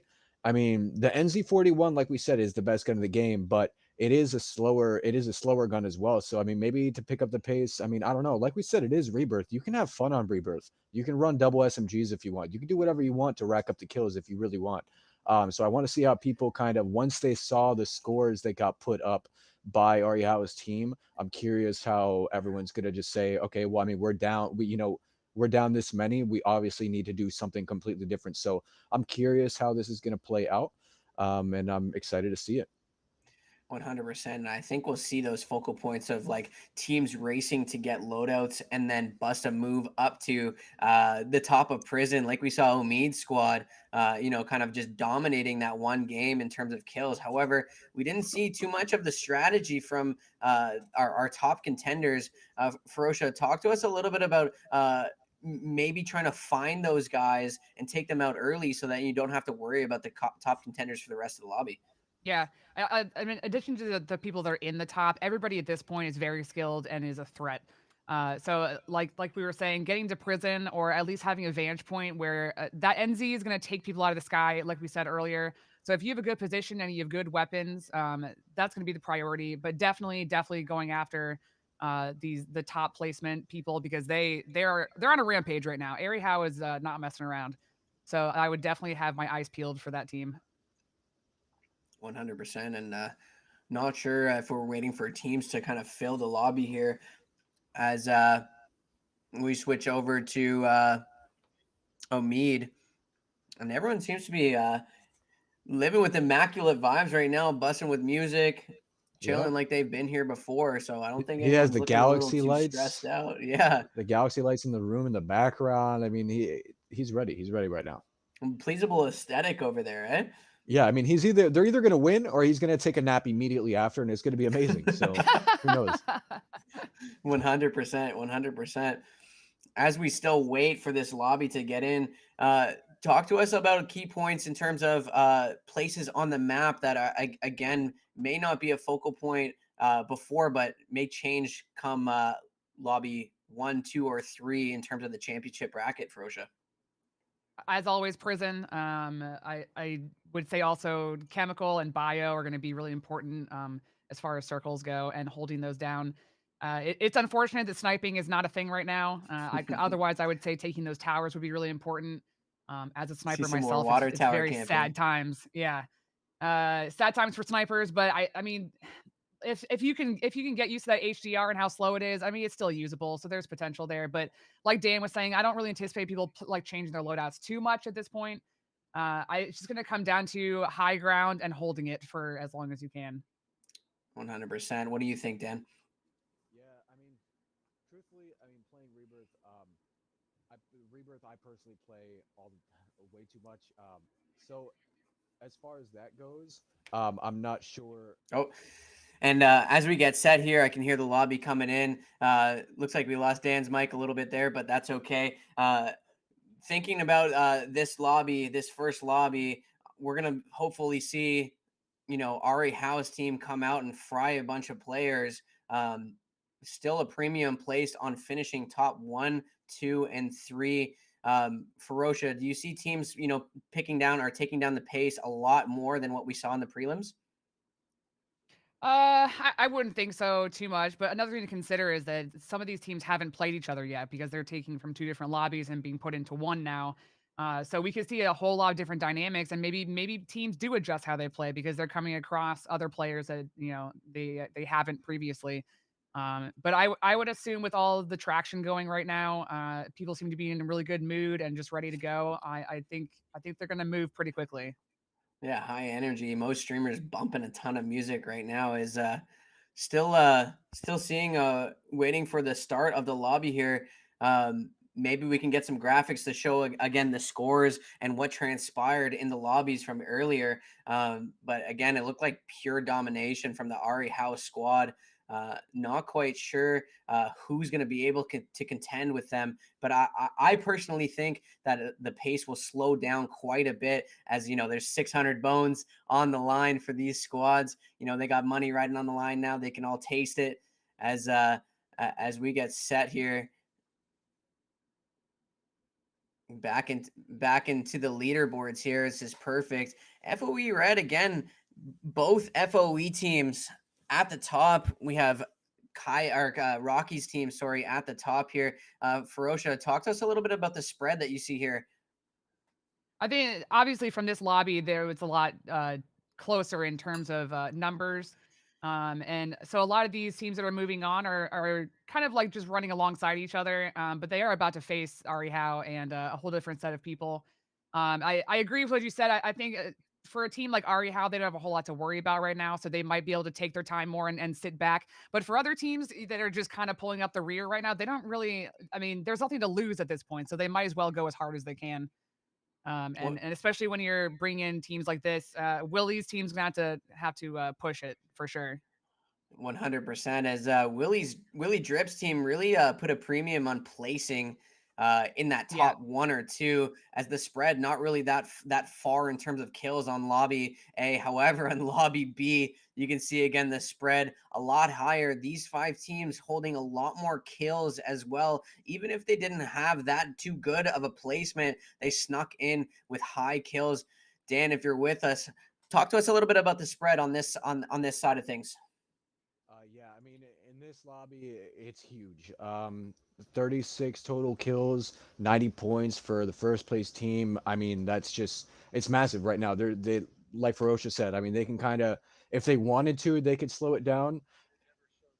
Yeah, if they wanted to, they could slow it down. But overall, I don't think that they are. I mean, they're just kind of having their way with people, and like we said, they're just taking this like another day on Rebirth Island. So I just want to see some of these other teams like Trauma and the Dews, and I want to see people like Omid and whatnot and his boys and see what they can provide. But I mean, like we said before, Ari Howe and his team is just looking unstoppable to say the least. So curious to see. Yeah, if they can keep up the pace here, I don't really think anyone can contend with them. They're going to need to either knock them out early, give them an early exit, or just not allow them to kind of pick up the kills that they're maintaining right now, as each lobby seem to be getting at least 10 plus total. As we get set, I think we're getting set to drop in here for game 1, lobby C. Hopefully we can get the ball rolling here. As we listen in, sounds like we're dropping in.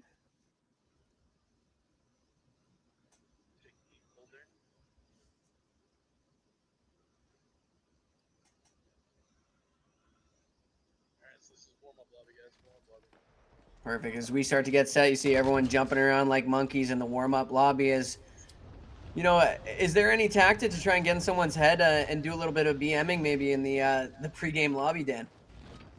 Well, I mean, it depends. Sometimes you go in and you just kind of see someone you want to pick on and whatnot. But I mean, people at this point, I think they just need to get it.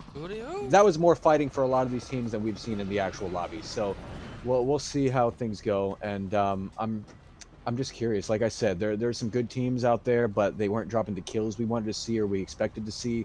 So right here, we're gonna get into it, and this is gonna be exciting. Yeah, I think we're on board with Willie Drips here.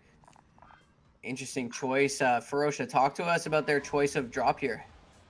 Stronghold is so hit or miss, I think.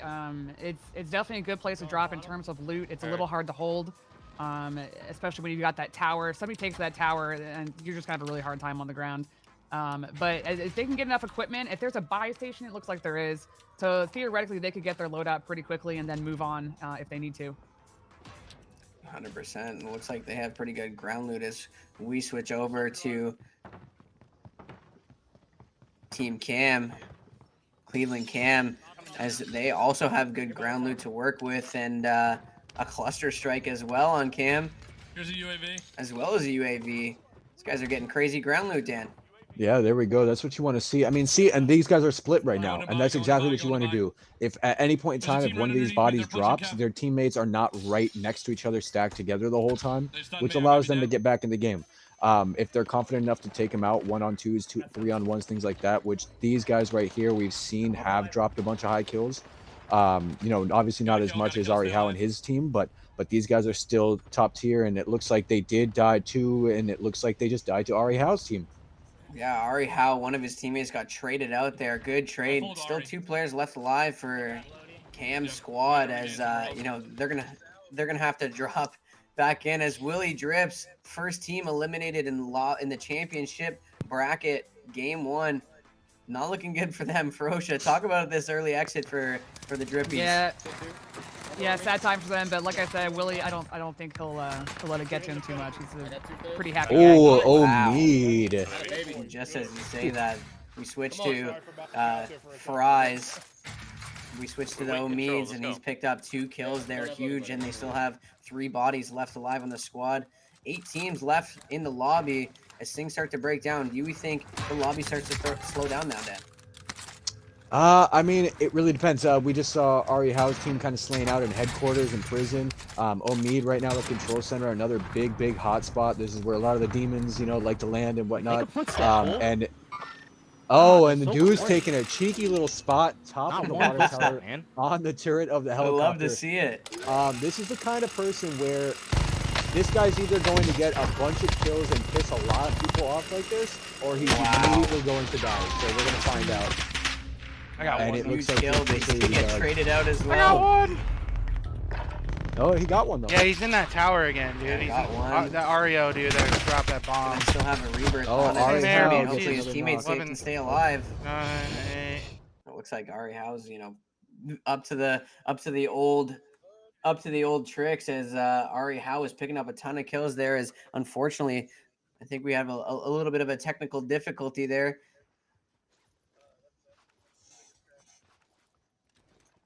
As we're getting word on what just happened.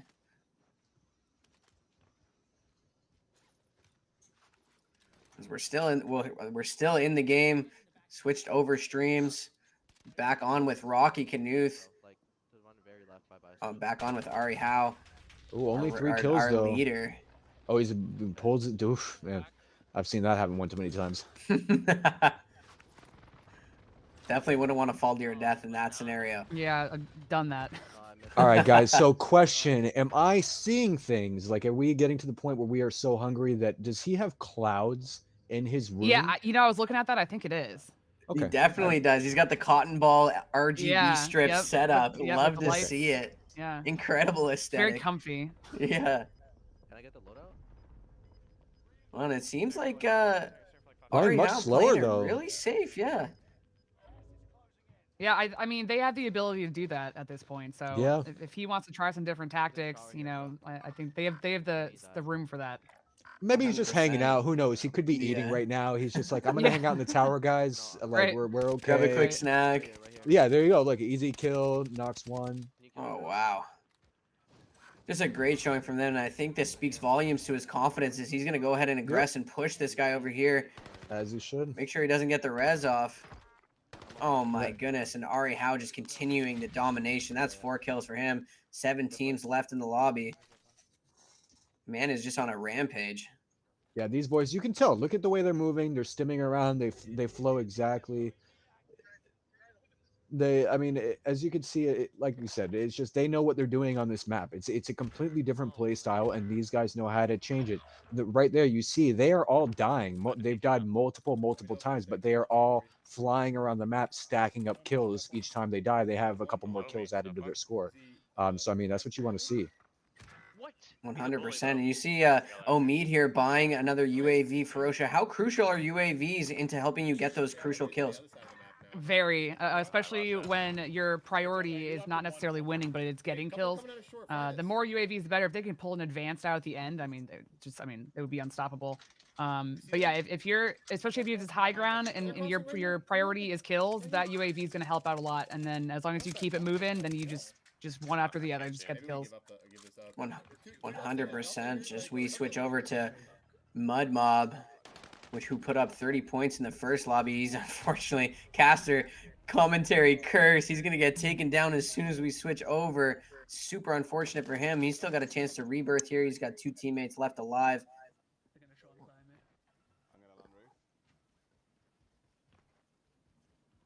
You know, as far as gaming setups to go, though, he also has one that's, you know, taking the top. Yeah, it looks good. Yeah, Good if I could lighting. authorize an extra prize to everyone, it would be for the setup. Who has the And- coolest setup? Yeah. Most aesthetic streaming setup. Yeah. Oh, wow. And again, we switch over to WB Toxic. Take a look at that light wall, Dan. Yeah, I like it. A day to remember flag Yeah, in I the just saw background. that too. Throwback Thursday to about like 10 years ago, my high school, Yeah. however long ago that was, 12. I don't even know anymore. But yeah, that's another quality one. He has bright lights though, like just shining in the side of his face. I wonder how's that not bother? Like, would you be distracted by that, guys? Well, if he's used to the Day to Remember yeah. concerts, he's used to fists flying by his head in the mosh pit. So I'm not sure a little bit of RGB lights will phase him from getting a couple frags. He's sitting on 2 right now. 6 teams left alive. And it definitely seems like things are starting to quiet down a little bit. Yeah. Yeah, I mean everyone's just not wanting to die, but I mean, like we said, I mean, I would just more aggression. I mean, you can die. Luckily, it's rebirth. You are allowed to. You know, you will come right back. So, we'll see. As we switch over to Tyler Humphrey's squad, Tyler Humphrey sitting with 3 kills, 7 spectators. This man's famous inside of the game right now. As let's listen in. Got a loadout up here.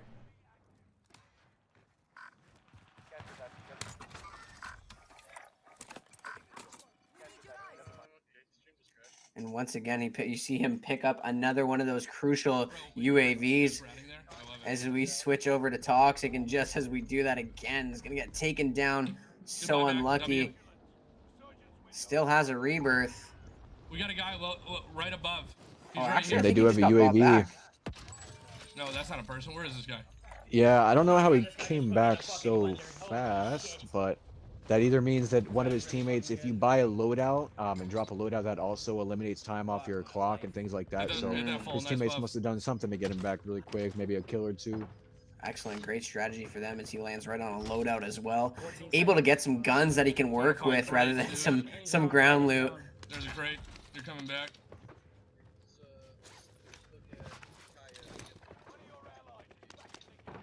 We're going to switch over to Kaya Knuth, Rocky's daughter. I don't remember where I died. She had 30 points from the prelims. Oh, in here. So it looks like they're going to get into an engagement. Kaya going to trade one out. Huge for her. Hey, wait, She's watch going to get a over. res off as well. Storm, guys. We're good. Looking very good as she's the last canoe standing. Ferocia, how do we feel about that? Bragging rights maybe in the family? You guys. Yeah, I'm always gonna go Team Kaya. You know, not that there's anything wrong with having your dad around, but their competition with each other is super fun. It's somewhat fun to watch her all the time. Even just that kill she got behind the door, just like she's awesome. And yeah, she's hanging in there really well. As long as she can stay alive right here, get her teammates back, it could be good. It looks like it's a tricky situation for Kaya as she's last left alive on her team. 5 teams left alive. It looks like they're in close proximity with our leaders, Ari Howe. Dan, talk to us a little bit about this scenario. What does Kaya need to do to stay alive? I mean, right now she's doing everything she needs to. 1 second left. There we go. So her teammates are back in. I mean, at this point in time, I think she just needs to get situated in zone, maybe along that wall that's going to look overhead, kind of like overhang, looking towards Stronghold. But either way, I think that they're in a pretty good spot. Kai knows what she's doing. She's a good player. 100% as we switch back to WBM Toxic. Looks like 5 kills for him as he's almost in placement territory. Right behind us, right behind us. Get that guy and we know where everyone Great comms from these guys as well. As they also have good control of the circle here. Ferocia, talk to us a little bit about the positioning that they have here as they start beaming from the sky. Yeah, overlooking stronghold like that's going to be really important. It's really hard to get up stronghold at this point. So as long as they can hold that side down and then keep an eye on control, I think they have a really good shot of pulling it off here. Hence the name of the stronghold, eh? As they're getting in, they're getting engaged with another team coming up from down low. They do have the high ground. Let's see if WM Toxic can pick up another one. He's gonna pick up a kill here. Huge for him. That's 6 now.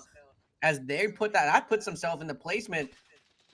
Oh, he sees us. Oh, yeah, I don't know if he saw that guy. They made eye contact, and I guess he thought that guy was very scary. He said, "No, I'm going to reposition, try another angle because that was terrifying." Yeah. Yeah, he lost the staring contest in that scenario there.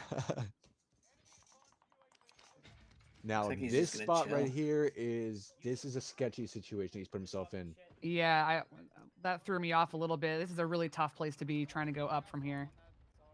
Well, which is where the circle's going. Yep. Yeah. Oh, yeah, he's gonna have to punish himself with the storm here and get out of this situation, like you guys were saying.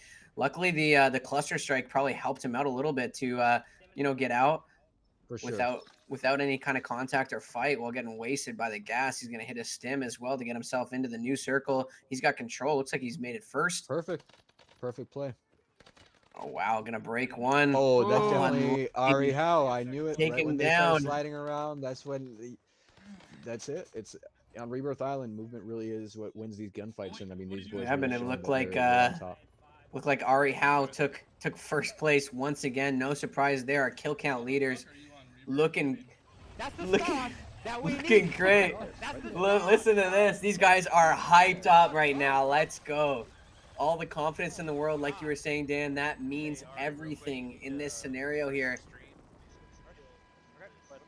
Wow, and it looks like they had a 26 kill first place. Dan, talk to us a little bit about the performance from our leaders.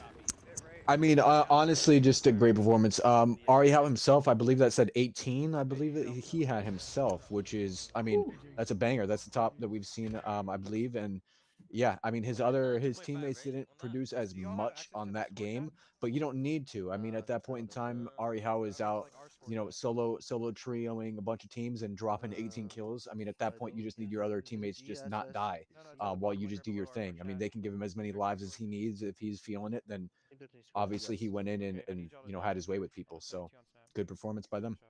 Yeah, Ari Howe says, all right, boys, listen, I want that $100. You just chill, hang out underground, and I got this. Ferocia, do you think 18 kills is enough to secure that $100 Top Gun award? Absolutely. Yeah, he's pulling out the bangers left and right. Their whole team is, and I think they're at this point going to take it away, which leads to maybe some adjustments from other teams. But yeah, I think he's probably got that.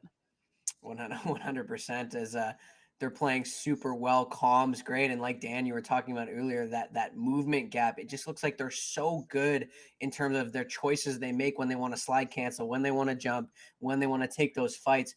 Talk to us a little bit about the other team's movement and if they can kind of catch up or decrease that skill gap a little bit.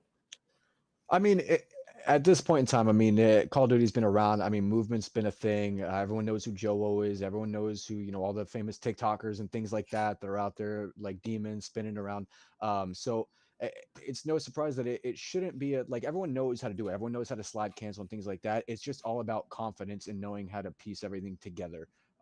Some of the people you could tell they get in a gunfight and then they tense up and then they'll stay in one spot and just kind of aim at someone and then they get fried because the other person is slide canceling around back and forth on their screen.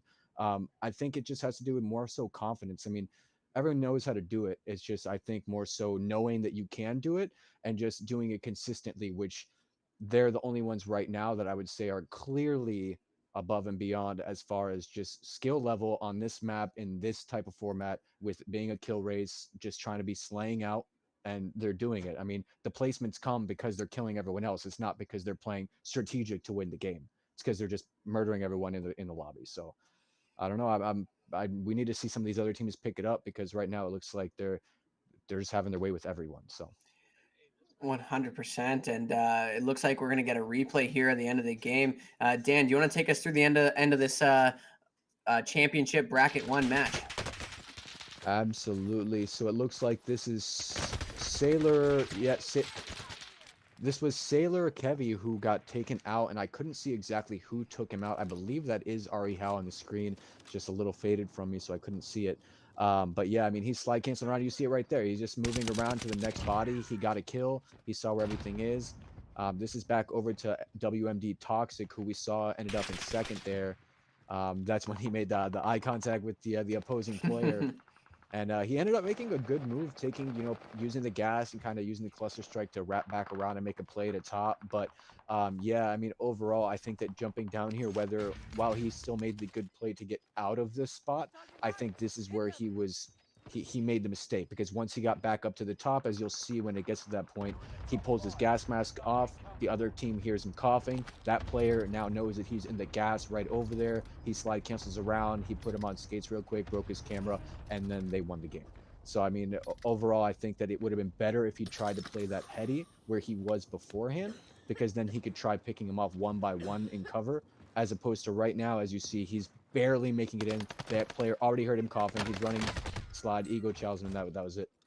Yeah, 100%. And just like you said, Ari Howe just breakdances around this boy and takes him down. Ferocia, do you think WDM or WM Toxic has what it takes to bring it back for lobby number 2? Yeah, I think it's entirely possible. I think we're all in agreement that jumping off of that concrete ledge up there was probably a mistake. And I'm sure he realizes that as well. He's definitely got the skills, and he's not afraid of the gas, and he knows how to play it and get through it, and how much time he has before it becomes an issue. So there are a lot of good natural skills there. Just maybe eliminating those little mistakes, and it could take him a long way. 100%. Yeah, I think if he went up against other people besides the team that's fragging the Yeah, true. lobbies, if any other team heard him cough for a second, he might have had a chance to win that gunfight. But Right. the second that team knew where he was in that situation, it's only a matter of time before he gets peeled off. So what do we think the other teams need to do to take down the top runners in Willie House here?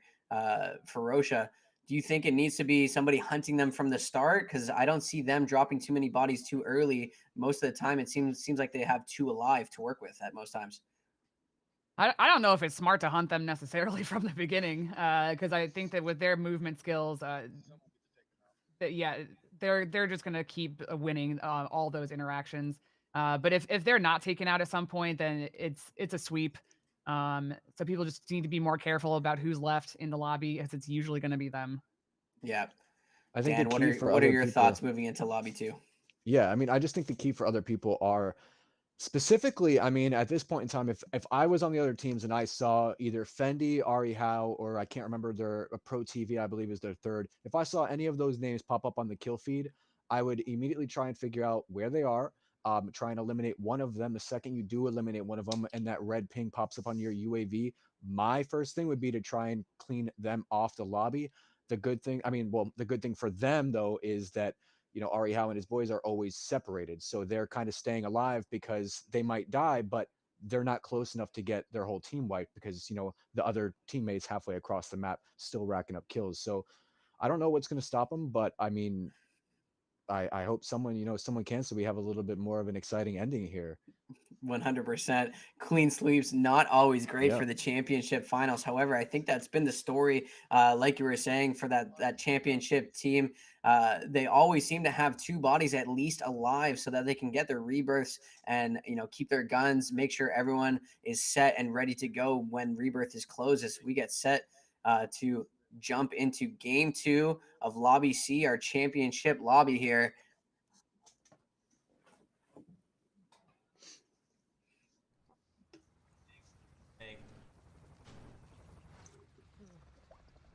As we're on board with Tyler Humphreys.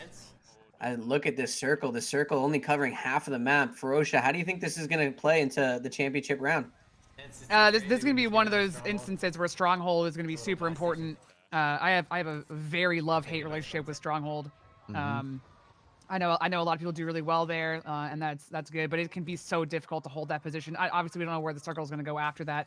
But I mean, honestly, this might be a good time to snipe if you've got a good sniper on your team, and you're trying to hold that position down because a lot of people are going to be moving that direction. 100% as we're on board with Rocky's squad as they just picked up a bounty. They're going to be chasing that down, trying to pick up a frag. Dan, how important is getting these bounties for the squad in terms of getting a loadout? Oh, it's key. Any contract, especially bounties early game, you pick up a bounty whether they're around you or not. You get information on where a player or a squad is. And right now it looks like they're taking out.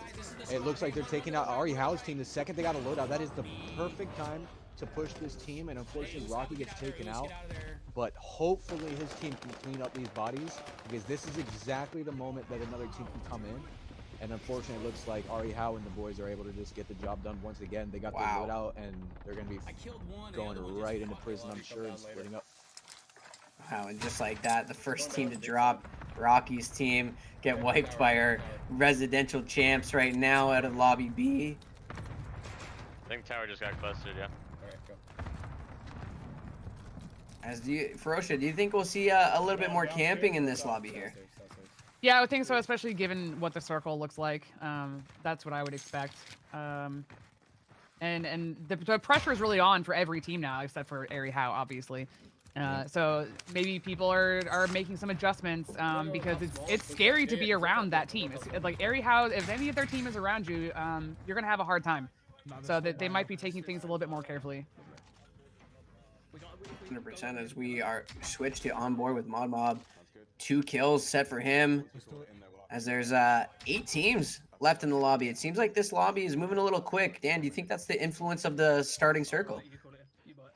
Yes, I do. I also think that a few more teams maybe were trying to take a risk in the beginning. We saw Rocky's team pick up a bounty, trying to get that done right away. Unfortunately for them, the bounty was on the, absolute not the team that you want to be encountering in the game. But I mean, like we said, it's a tough one right now. I mean, it's going to end all the way down in Stronghold, it looks like. So I'm curious because that end zone is just brutal. So I don't know who's actually going to come out on top, but I believe this is Mud Mob on your screen right now, and he is making himself safe. Once again, let's take a minute to look at how nice that room is, though. Yeah, looks great. Very pleasing aesthetic. He's got the nano leaves up. Yeah, it's great. Very good. Very good as he's needing to plate up as the rest of his squad's getting beamed right now. Gonna need to get a res right here, but he's gonna take one down. Huge kill. Oh, he took down. That was Kaya Nuth. He took down. Oh, unlucky as he's gonna get finished off himself as well. Looks like that was Kaya's teammate, I believe, that was able to get that kill. Right now, it looks like they are getting res, so we'll see. A huge res here as they had 5 seconds left for Mug to come back alive. He's gonna get the rebirth as well. As we're gonna switch over with Kaya, who was just in that fight. They took down one. She got taken out as well, but luckily she's back. Had the rebirth. 0 kills for her, but still in the running as 8 teams are left alive. I have no fucking AR ammo. Looks like bodies are dropping left and right, but everyone's seeming like they're getting the rebirth that they need. Yeah, I'm gonna. So again, it seems like teams are playing a little bit smarter, a little bit slower, using the cover to their advantage. Ferocious, what do we think the play is here after they take this fight? Continue through prison or go back outside? It's so risky given some of the other teams here. I would take that tunnel first of all, and just try and get. They have almost no leverage being right here with that gas coming in right behind them. Yeah, I don't know. I would maybe go upstairs, go up to the roof, take it that way, something like that. 100%. And we see Kaya get a little bit separated from her team here. She can make it over as she's getting beamed right now. So unlucky. Gonna get broken. Gonna get taken down as well. I killed myself. So unlucky. She got separated. Should have went down, like you said, into the tunnel with the rest of her squad. Hey, one dropping down on you right now. Look above you. Look above you. Unloading. As we switch over to WMD Toxic. 3 kills for the second place finisher in championship lobby #1. Ferocious, talk to me about these guys and if they can take down our defending champs. Well, at this point, I almost feel like if anybody's going to do it, it might be them. Have to keep this advantage they have right now. Obviously, the more height, the better in most circumstances, unless you're on that water tower, of course. So if they hold it down and they know where Airy Howe is, then it'll be good for them. 100%, as they do have the high ground, like you said, right now, but dropping down and going back into the building with maybe a little bit more cover. He needs to stay alive for his team to get the rebirth that they need. Still 8 teams left alive to deal with. Is we're swapping over now. No problem, and just bear with us. We're just dealing with some minor technical difficulties. Oh, Dan, how do you think the lobby's playing out? Honestly, it's playing out just like you said. It's a little bit slower. I'm just curious to know on the kill wise how everyone's holding up. Like we said, this is now game 2 of the championship bracket, so I want to see people pushing the tempo a little bit more. I mean, the thing is, the less gunfights you get in, the less amount of times you have to get confident in your shots and everything like that, and you don't get into rhythm. If you don't get in any gunfights, you're not gonna be ready when someone comes and slide cancels around a corner, that you weren't expecting. So, I really just I want to see people kind of pick up the pace a little bit more, to be honest. 100%, and it looks like bodies are dropping left, right, and center as we've lost another team on board with Kaya, as she needs to stay alive here. Both of her teammates drop there. They're gonna need to stay alive. Ferocia, is the play here just to glide down, or does she need to drop and get down and hide? I was just thinking, it's so hard to say because if too much time. I mean, if somebody starts beaming you and while you're in the sky, it can be really hard to get away from them at that point. So it's kind of a toss up. Maybe if she gets one bullet, she might need to make a decision really fast. Because that's a lot of time. I mean, she's made it over 20 seconds now, which is really good, but you just never know where people are going to come from. Yeah, I agree. I think that the second that she would to get shot at, I think she needs to just drop it immediately. Yeah, down. immediately. Yep. Back on with Mud Mob. 6 kills for him, as it looked like Kaya was able to get her teammates back in the mix with the rebirth. As Mud going to take an engagement here. Huge kill. Yeah, that is Kaya Nuth. Kaya Nuth has got some moves, though. I mean, she was getting around that corner. She was looking pretty swift. If there wasn't a couple people right there, I genuinely think she would have won that fight. Yeah, I think so too. Unlucky she got double teamed.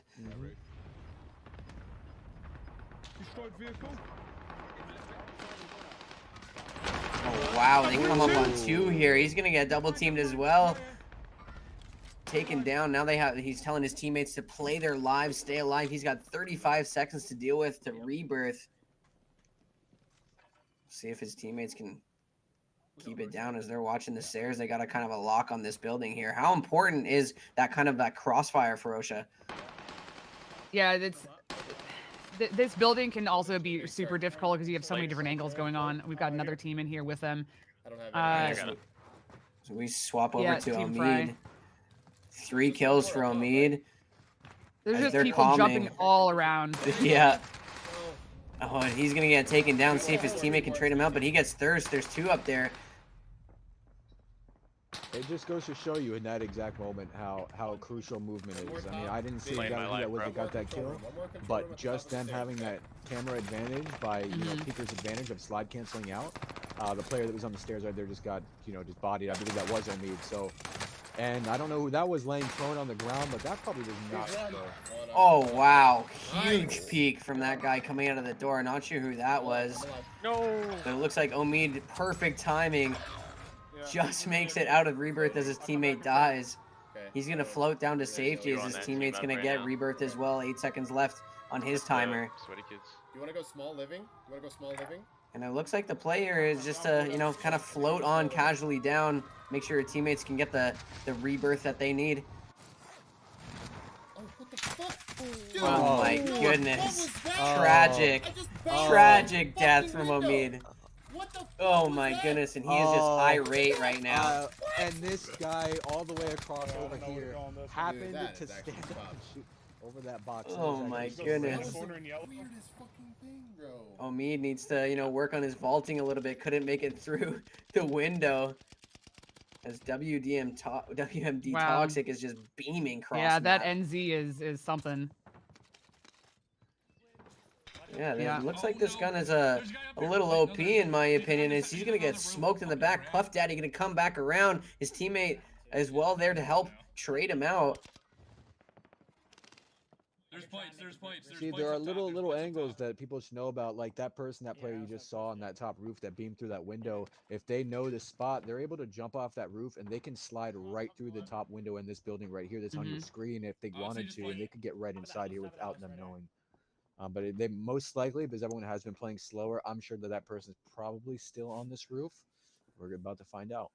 100%, and hopefully Toxic Teammates knows or has the information of where the bodies are as he's holding the edge of the circle. There's another one on Cav. There's another one on Cav. Yep. Right above me. Yep, so I think they're aware of the player behind. Nice Puff. Is Puff gonna take one down as well? 4 kills for Toxic's teammate. I think Rebirth is honestly closed now as he's gonna come around, almost gets wrecked by the mask animation. Yeah. He hit him with the hip fire fade away with the gas mask animation happening. That was nice. It's a 2-on-2. Wow, and we're down to the 2-on-2 with dudes just flying up, and I think actually our B bracket champions have been eliminated as Drew's gonna drop down with. I have no idea what his taken down was right there. That was but it looks good for our second place champion bracket, guys. And they're gonna take it. They've done it. Nice. Let's go. WMD Toxic's team bumping it up with a first and a second here. It's really looking good for them. Interesting to see where Ari Howe's team placed on this one.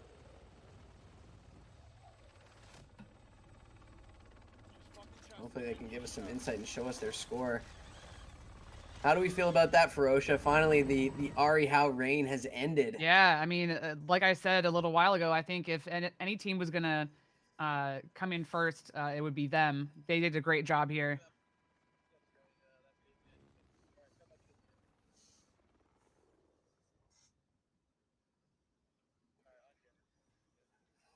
Wow, GG's indeed. As that was a pretty heated ending to that game. I'm not quite sure what the Dudes' strategy was there, sliding over to the buy station. Dan, talk us maybe through your thoughts on his play there. Yeah, I mean, in Rebirth, at the end of the game, you drop in with a gun. If that was me, I would have, right when you know it's a 2-on-2, if you're in the air like that, you try full sending, you spot one of them, you can, live mark them, you drop in right away. I would try and either land on a roof, pick one off right away so you get an advantage. Dropping to the buy, you have no cover, the gas is coming in, you literally, if anyone turns, you have nowhere to hide. I don't think that was the move. I actually think that they could have won. If he were to land on a roof, he could easily beam someone that's not expecting him to be landing in like that, but unfortunately just the wrong play, wrong time. Yeah, super unlucky for him to kind of just slide in and just get beamed right off the bat. Ferocia, in that scenario, would you have picked somewhere else to land? At that point, it's so hard to pick a good spot because there are no good spots. Doing that move to go into the buy station, although theoretically it's not the worst idea, it's just like Dan said, if one person turns their head, you're done because there's nothing else to do there. So it was an aggressive move, maybe not the right move, but it's hard to find somewhere with all those houses there, especially because the ground loot's nearly gone.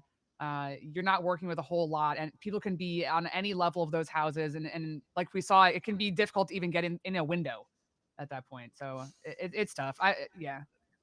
Yeah, 100%. We saw that tragic death from Omid as we get into our replay here. Dan, take us through this the first part of the replay here. Yeah, it looks like this is Omid's team. This is Punk, one of his teammates. He spots, I believe that was an enemy he just saw, made eye contact with out the window. Gets a kill right there on the top of the stairs. Perfect C.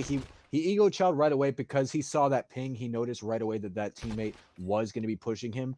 He knew that if his route was either to try and ego chow him and, break his camera and get an easy kill, or he would have had to jump out the window, which in that time, the player could have already been in the room and shot him in the back. So he kind of did exactly what he had to do. Unfortunately, it just didn't work out with them being, 2 stacked on the stairs. Right now, This player's name, who we're just gonna leave, you can read at the bottom there. But yeah, I mean, they're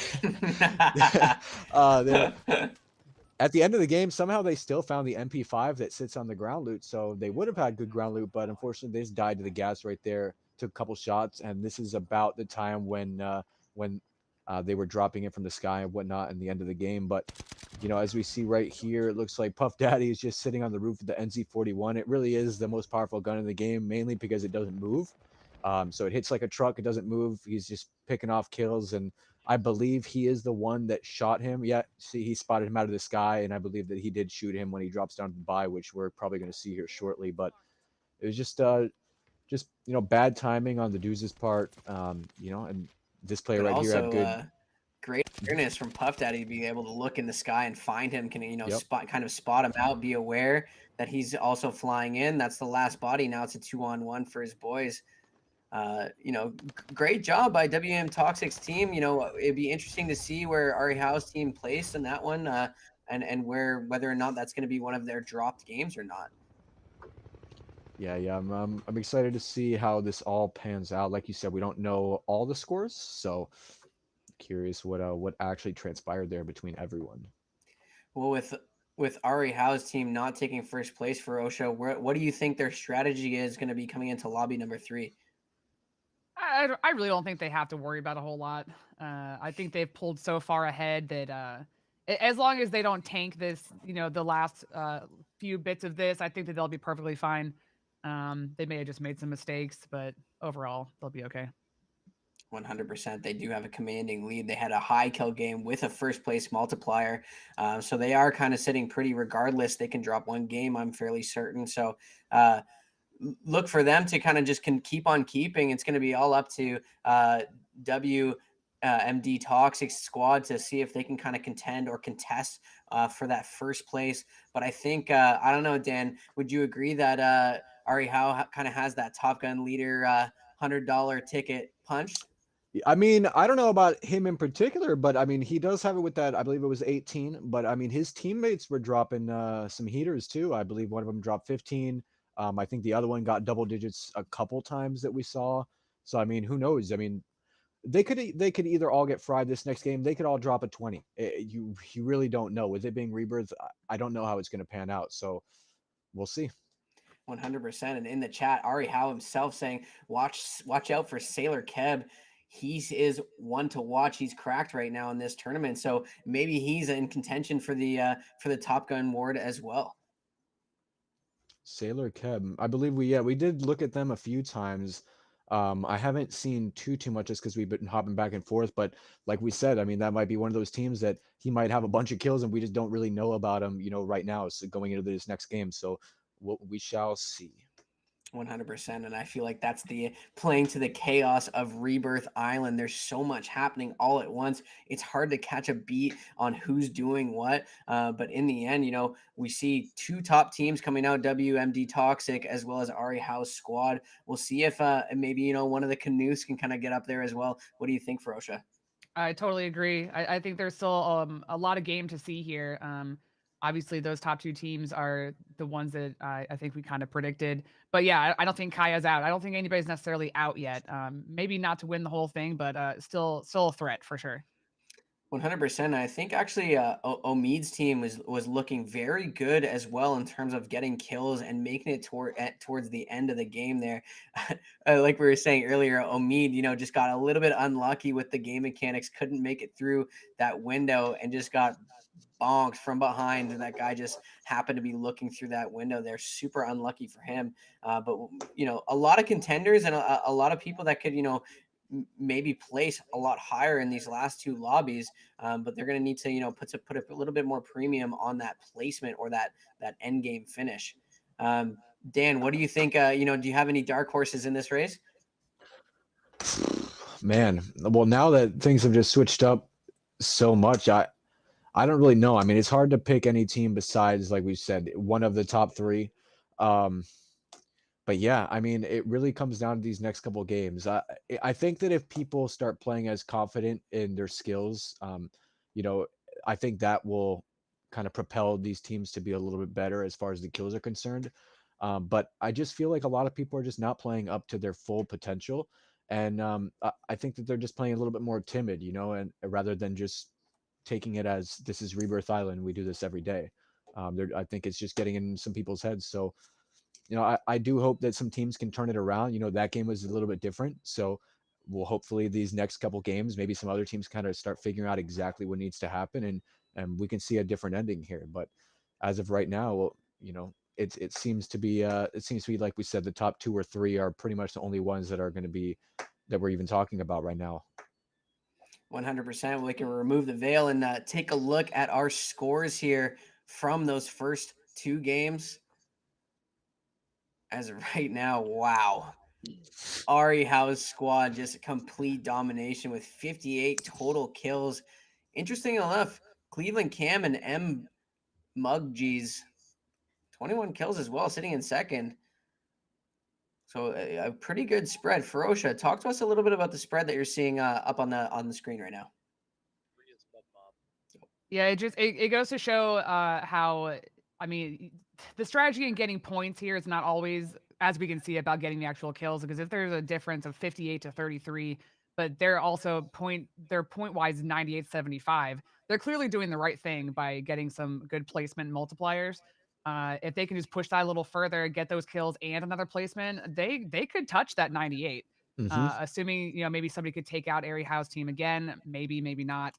But Cleveland Cam is right there if they can do all the right things. 100% agree. And I think actually Omid's team, Frylog, you know, they didn't have any placement points, but they have 18 kills. So if they can just get a multiplier, maybe they can start boosting themselves up, maybe closer to 3rd place. But they're also going to need to pick up more frags. If they make it to the end game, regardless, they'll end up getting more kills. Dan, what do you think? Yeah, I mean, I hope so. I mean, I know like Omid's really good at this game. Him and his boys. You know, it's one of those people where you look at your friends list and he's one of the highest KDs on the list. So it's rough to see that obviously things are not translating right now, but I mean, we shall see, because like you said, some placement points, they have another good game and then a 1st place. And then that, you know, the story kind of could change up. Cleveland Cam, like we said, that's in 2nd place. Ferocia mentioned it. I mean, they're not down by a whole lot. I mean, that could easily be changed in one good game of kills and placement points. 100%. I think what needs to happen here is an early exit from Ari's team and maybe a high place, high kill finish from WMD Toxic, Cleveland Cam. You know, if they can do that, you know, they need the stars to align a little bit. But, you know, like you said, it's not too far out of the question for them to, you know, sneak maybe closer to that top 1st place finish. And right now we're looking at Ari as we get set to enter game number 3 out of 4. Ferocia, any predictions on lobby number 3? Like I said, I feel like the pressure is on now for Ari Howe and their team. They did get knocked out a little bit early last time, and that's going to be crucial for the other teams to try and get some more points on the board. Cleveland Cam is pretty close, so if they can continue doing well, and then if Ari Howe gets knocked out, I mean, they should be feeling the heat a little bit more now. 100% agree. And we actually saw at the start of that game the bounty for Rocky Canoe's team actually worked against them as they ran into the demons of Ari Howe's squad and ended up having an early exit for themselves. So hopefully, you know, somebody can maybe make do with some information, get a bounty again on Ari's squad, and then take them out of the mix early, so we can see other teams get a little bit of placement points and some kills as we drop into the warm-up portion of lobby number 3.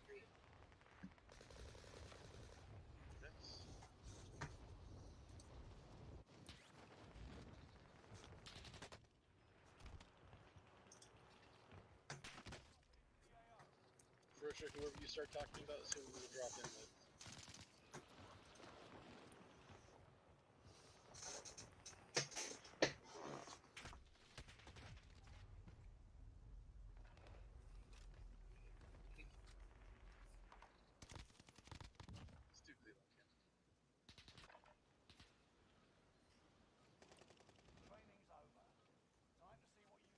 Let's just drop a fucking 30 kill game right here. And you heard Yeah. it. He said, I believe that he said he's going to get a 30 kill game right here. Yeah, he said it. They know they have to push now. They know that this is their shot to try and like get maybe into that first place spot. So the kills are going to be really important. I feel like that should have been 100%. the mindset though from the beginning. I feel like, Yeah. knowing it's a kill race, I feel like all these teams should have gone in with the mindset, we just need to frag out. The win will come. Toxic now, puffing on that vape, getting juiced up, ready to go. Maybe he sprinkled a little bit of Transcend in that vape, try and get some LFG going. Yeah, it looks like he for changed this the lights lobby up here. slightly too. It's a different color right now, so 100%. That's solid RNG right now though, with a Cooper and an MP40 as ground loot to start out. Oh, and super unlucky. Ties have turned. Not the drop they want, as both of his teammates have been sent to be rebirthed. Toxic's going to need to stay alive for another 9 seconds. Wait, there's another kid. What the fuck? Ooh. And we're back on Ari Howe's teammate right now, Fendi, as he's going to get dropped. Yeah, let's Only see 13 what his seconds left teammates for are him to doing right rebirth. now. Yeah, both of his teammates alive still. There's Pro right there. And like you said, Dan, they don't really have like a tight-knit orientation around the map. They're pretty spread out. Each of them pretty confident in your gun skills, I'd say.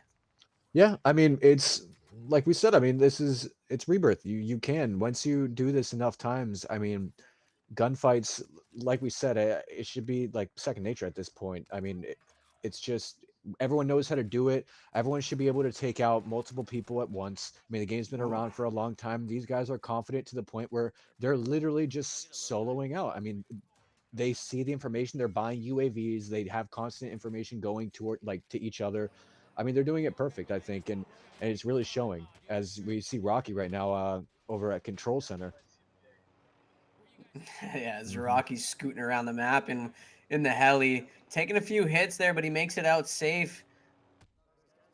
He's gonna need to plate up as he, yeah, like he said, he's getting beamed, gonna land the chopper, evacuate. Hey, listen, I don't know where I was getting beamed from, but they got loadout on inside of fucking And super clear and concise comms from Rocky here. Yeah, no ums or anything. Yeah. And they know, they have all the information and know exactly where the enemy's at.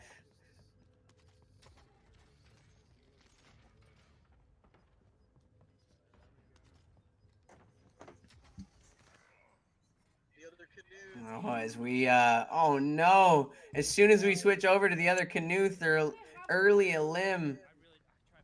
Again, they're the first team to drop out of lobby number 3 of the champions bracket. Ferocia, how disappointed must they be right now? Yeah, you can see it in her face. You know, she's rubbing her eyes, just very disappointed. She's such a good player, so it just really sucks to go out that early. Does Kaya and her dad, do they live together by chance? Do they still live under the same roof? know, Like, could she go over to his computer and like unplug it if she wanted to? Yeah, possibly some sabotage going on. Oh, okay. I think that's more of a mom mode, dad mode type beat. Yeah, that's true. They could also, she could smack him on the face too. Yeah, that's dad mode messing up. We saw that in one of the earlier showcases. She was giving him the business as he kind of messed something up. Maybe didn't pick up a kill, sleeping on the couch. Yeah.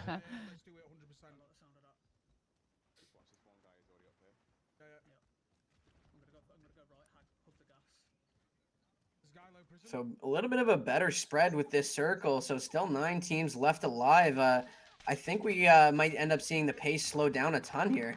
Yeah, I think right there, as you saw, Mub, I believe his Mub was taken out, and they were just very close together. So I'm curious to see if they actually got wiped. But Omid, it looks like Omid is going through Control Center, doing exactly what we know he can do.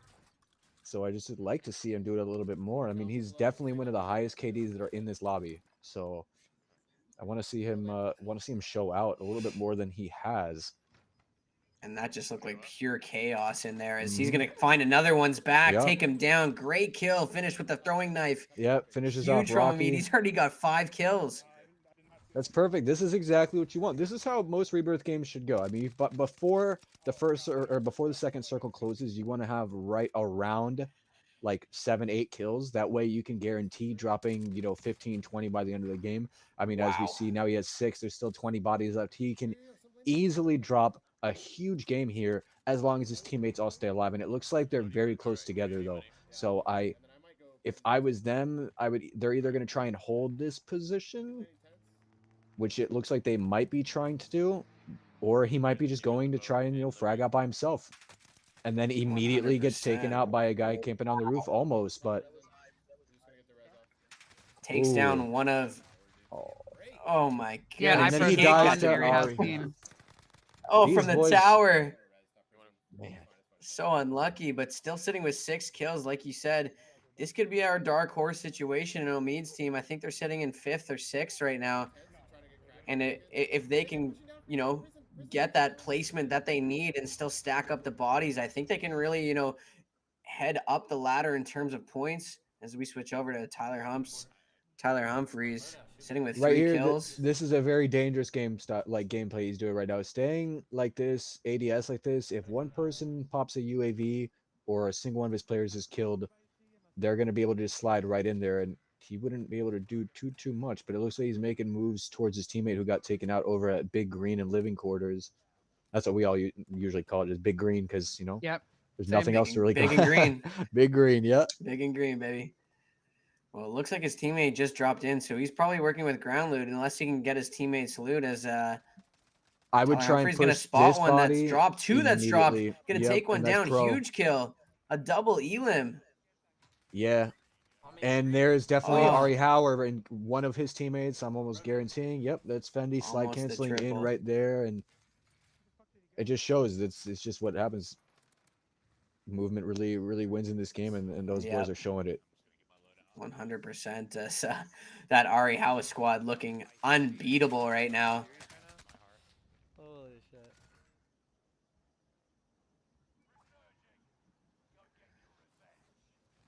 As we're on a player with the sticks right now. I like the little controller display.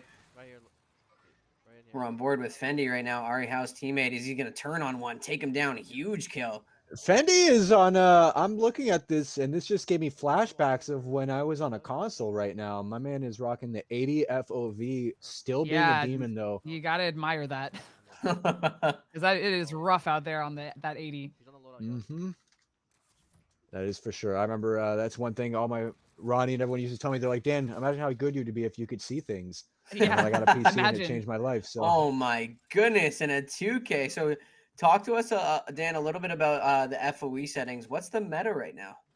Oh, you always got. I mean, personally, I usually rock 120. That's the max you can go. It gives you the most vision on your screen. Obviously, when you have your, the max field of view, it's going to kind of shrink everything on your screen, so everything's going to be smaller. But it's going to allow you to see more and get more information, which a lot of times, especially for movement and things like that, if you're on a higher FOV, it allows you to do a little bit flashier things and whatnot than as opposed to being on 80 FOV. That's not saying that being on a console, obviously, as they're showing here, you could still be a demon, but it's just advantages. There's just so many advantages on being able to see more. 100%, and it looks like it's not really slowing Fendi down at all. We can see through there. I think he's close to 10 frags right now, as there's 7 teams left alive. Ferosha, do you think we see this lobby slowing down at all? There's so much going on. Yeah, I mean, I guess it could go either way, honestly. But now that Ari Hauer's team has took a couple hits recently, might be a lot more precision going on. People thinking harder about things. So yeah, it's possible it could go slower. I don't see him. Oh, no, I do. Dead. 2 more at control. 2 more at control. On our roof? Nice, as we see Omid's team back there sitting with 6 kills, as well as Tyler Humphrey's squad. T-Hump sitting with 6 kills as well. It seems like these lobbies seem to be racking up a little bit higher of a kill count. Maybe teams working to keep teammates alive and not having a total elim or an early exit out of the lobby.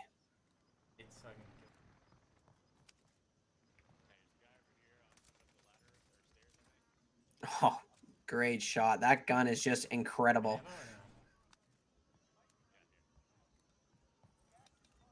I'm at ammo box. I think grenades. Okay, so I can kill that. I have no grenades. I have no grenades either. Or ammo box. That dude's down. Oh, wow. This gun just really beams cross map. Hey, you want to get circle? Circle now or no? I think if this gun maybe had a gun ban, we'd see some of those snipers you want to see, Ferocia. I'm back Yeah, now. I can't wait for the sniper to be in meta again. Yeah, I can remember when the Car 98 was meta and everyone was quick scoping like it was Halo. Yep. So we switch over to Dews. Only sitting at 1 kill right now. Yeah, he's just been playing it slow all night. I'm just not sure why. I mean, it's just a different game plan. I don't think it can pay off. Oh wow, and he just gets dominated by another squad. Taking on a fight, looks like 2 or almost 3 on 1 as we switch over to Fendi. Our team Ari Howe. Yeah, Ari Howe is over, I believe, in living quarters. So it looks like they are split once again, doing it exactly right. Not as many kills as they had before.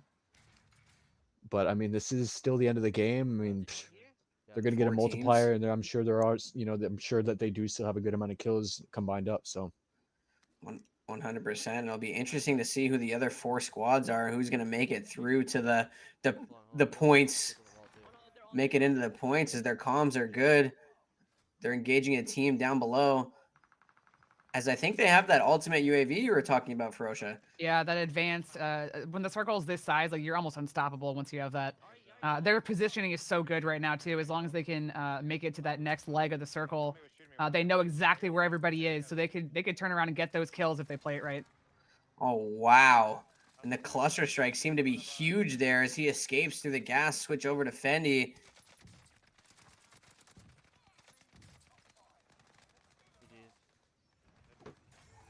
Wow, it looks like the team's gonna get pushed out of the gas here. They're gonna pop on the ground, and Fendi's gonna take out 2. Wow, clean dub for the Ari Howe squad. Yo, Pro, do you have a fire? Yeah, that timing with that advanced UAV was perfect. No, I don't. So I'm not sure if another team can bring it back in the last lobby. They might have clinched. Wow. Wow. 12, 12, and 7 times 2. Incredible performance from these guys.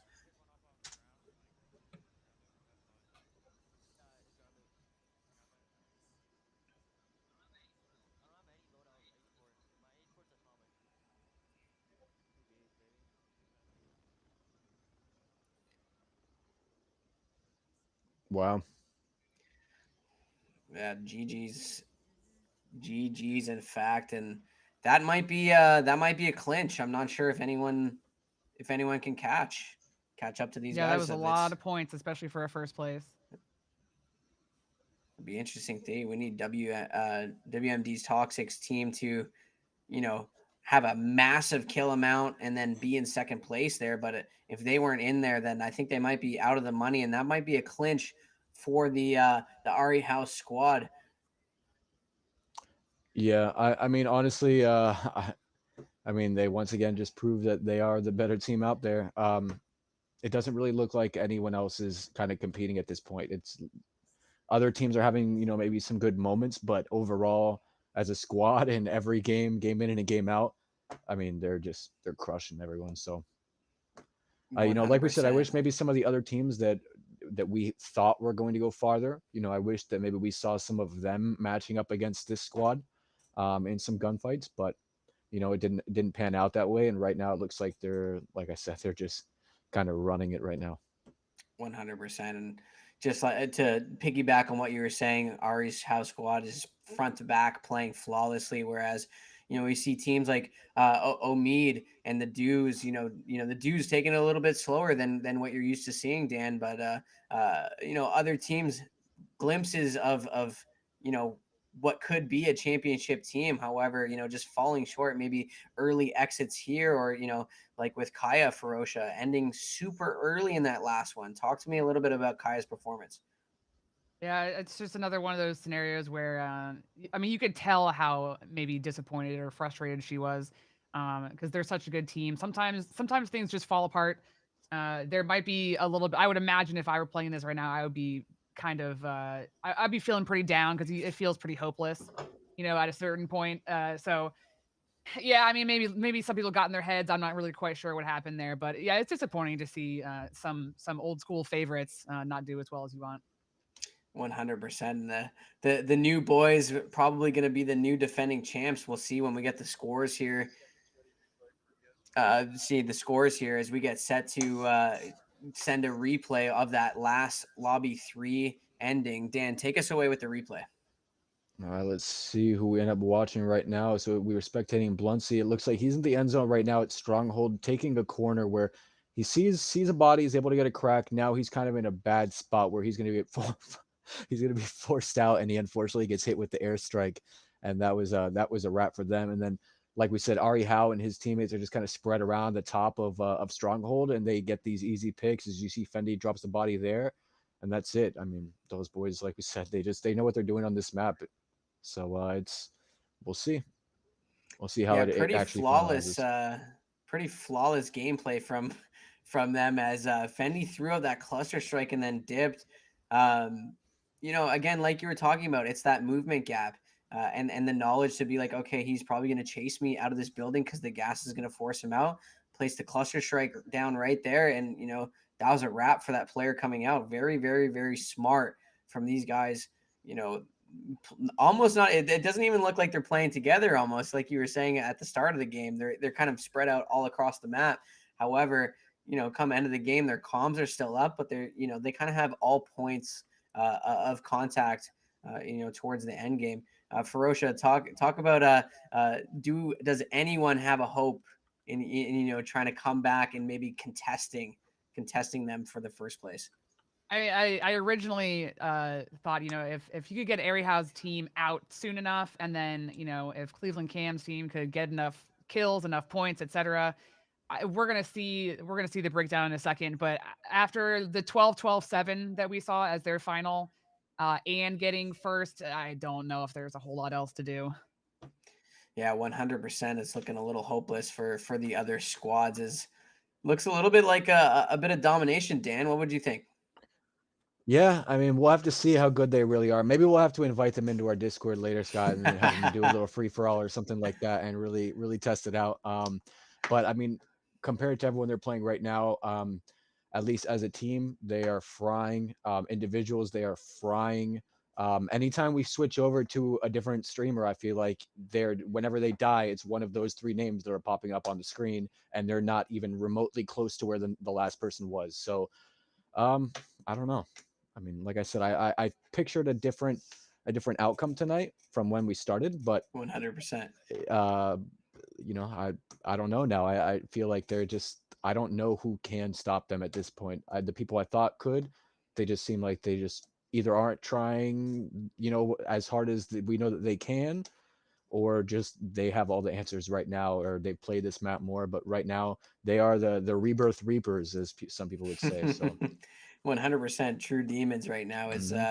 Hopefully we can take a look at our current scoreboard coming up here. And we'll end up seeing, I think, if anyone will have a chance once we get those metrics. But I'd like to see Kaya's team bring it back and maybe make it a little bit further into this lobby. Hopefully at least like a top 5 placement. As we get set to run our last lobby 4, as we get set for the teams to drop in. Right now on board with Kaya Knuth. Hopefully we can see her do a little bit better, Ferocia. Yeah.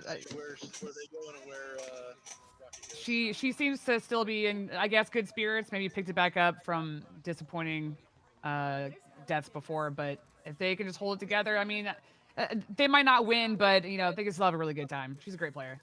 100%, and I think they could kind of have a good final showing in this last map here, as they have a crazy hot drop. She's going to opt to get into that heli, maybe make a quick escape with her teammate.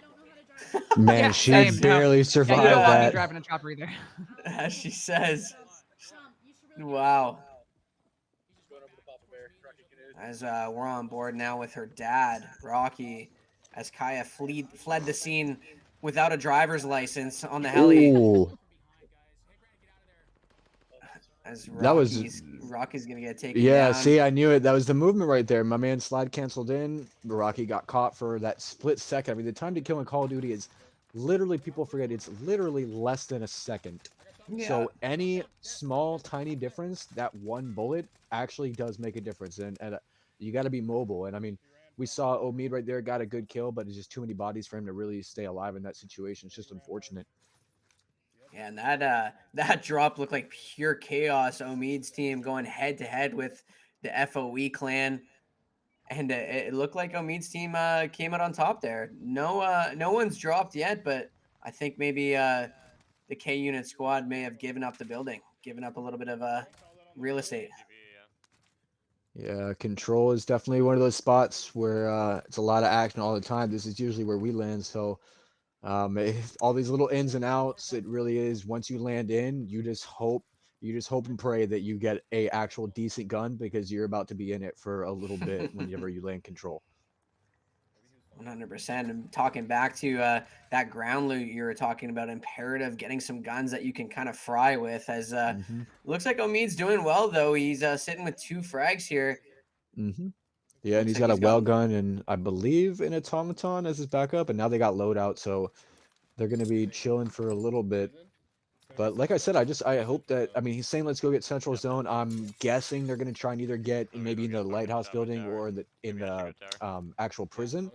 But personally, rather than just trying to, I mean, at this point in time, we're so many games in and the lead is so big. I don't think that trying to control anything should be on anyone's mind. I think that everyone just needs to be just going. I think truthfully, they're so far ahead. I just think that everyone needs to just be trying to frag out as fast as possible before this lobby actually dies out. 100%. And we're gonna get a trade out here, but he has the self res. So, oh no, sorry, he had the actual res. Yeah, able to stay alive and pick up 1 kill. Ferocious, how big do you think Control is going to be in this last lobby? I think it's probably going to be huge. I mean, I think we can assume that. And like Dan was saying, that it's such a hot spot to drop, and people are going to be going in and out of there this entire time. And under the assumption that, you know, it stays within the circle, people are going to have to try and force their way in there, which at this point is going to be difficult because I think it's already being held. So Yeah, they're just going to have to do their best trying to get over there. Yeah, at this point, it looked like it was the first team over there to contest and control.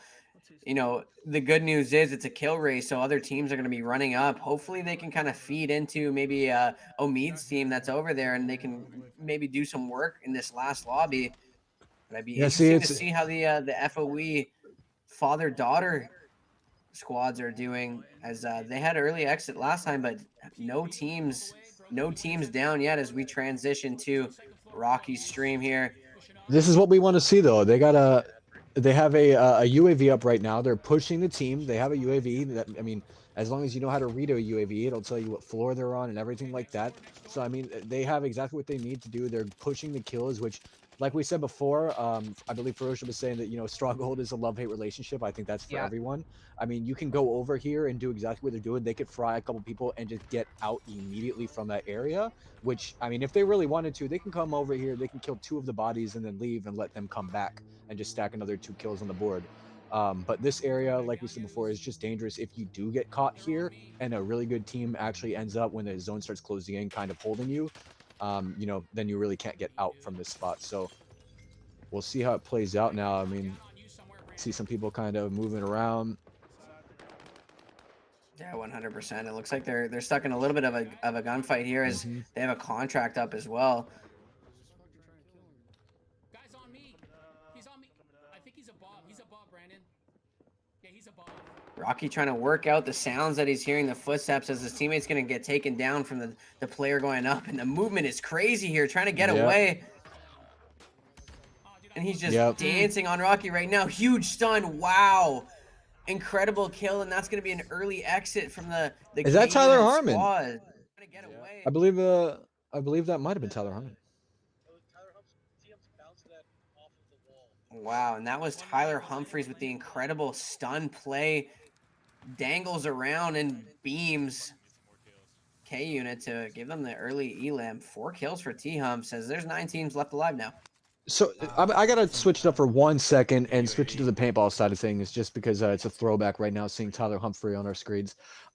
Is his teammates? I see Porterhouse 10. That's Stephen Porterfield, I believe, the OG Trauma member. Who is 88 Trauma? Does anyone either in the chat or in here? Does anyone know who 88 Trauma is? I'm curious. Is that an I do OG not know who Trauma that player is. as well? Not sure, but I think I think that's we can assume that's an OG paintball player Yeah, with I mean, that I'm name. curious who it is. It's good to see. I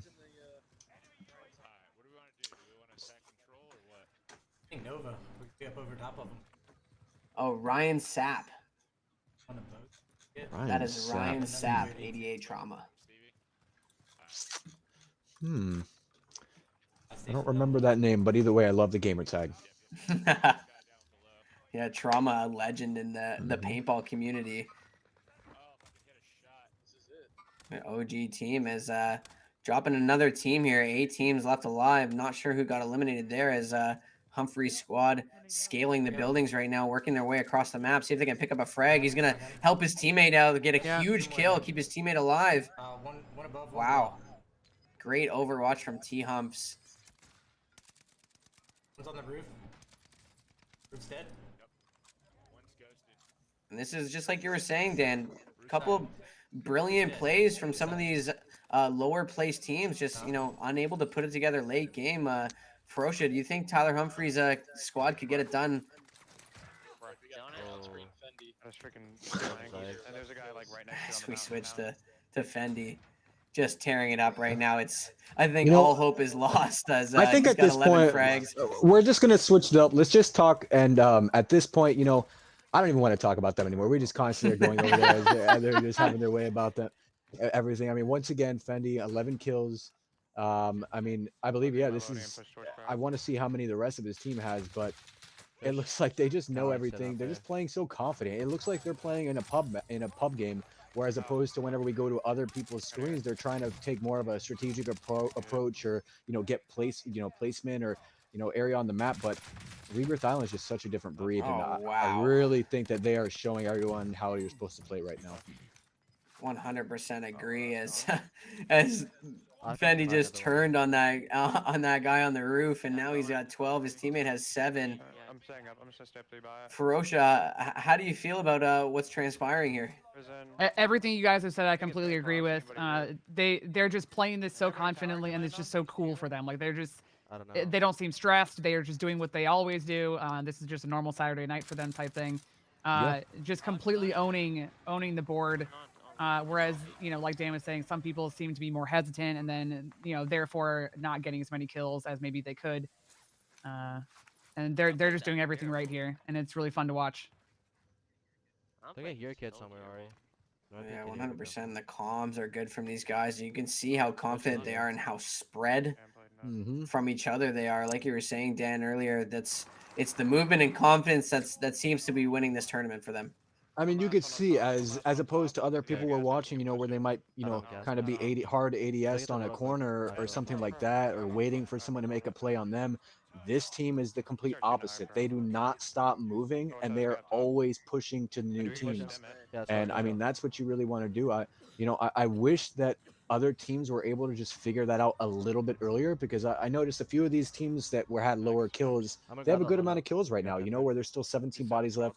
They could still finish up this game, you know, a little bit better than before. But I just wish that it started a little bit earlier for people, you know, as opposed to just that one team kind of figuring it out and, you know, everyone else having to catch up. 100%. As you know, as we transition through other streamers here, you can see that the kills not quite up to par as they're fighting for their lives. Ferocia, talk to me about these other streamers. What do they need to do now to maybe at least, you know, get a placement towards the end of this last lobby? At this point, if I were one of these teams, I would just be going balls to the wall. As we keep saying, like, there's a lot of hesitation, there's a lot of uncertainty. At this point, if you want to just have a good finish for this, you gotta go harder than this. A little, you know, they're, you know, dancing outside the circle right here. It's just not going to do it. It's not going to do it, you know, playing that way. 100%. And, you know, Dan, you were saying that Omid has one of the highest KD ratios, you know, in the lobby, yet they're sitting at, you know, only at 4 kills. Do you think they need to take a more aggressive approach? I don't know. I'll be honest. Like I said, I don't know who he's playing with, really, as far as like, you know, how good of an actual player they are. So I really don't know, because I know this man Omid on your screen consistently drops bangers. Like not once in a while. He is, you know, he is just one of the best at this game in this lobby right now. So it's just weird to see him playing.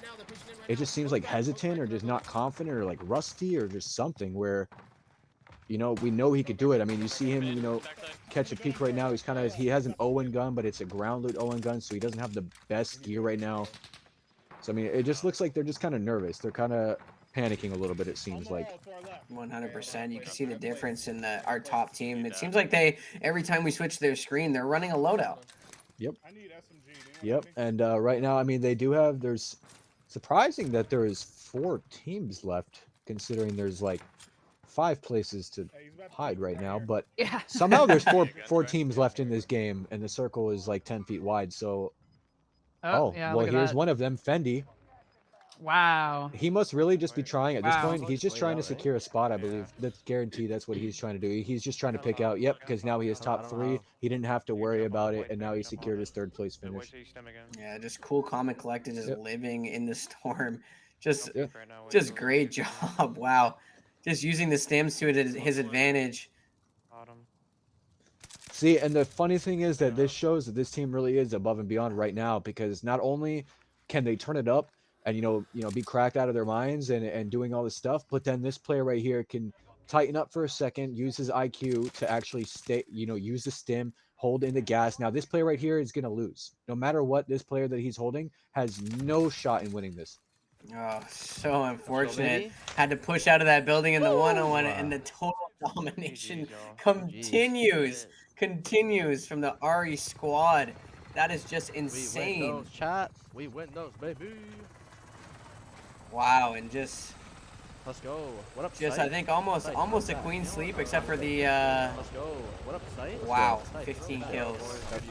See, this I just don't. I really don't understand how no one else in this lobby was able to do that consistently. When I know the talent's there, so it's just surprising. But overall, I mean, good for them.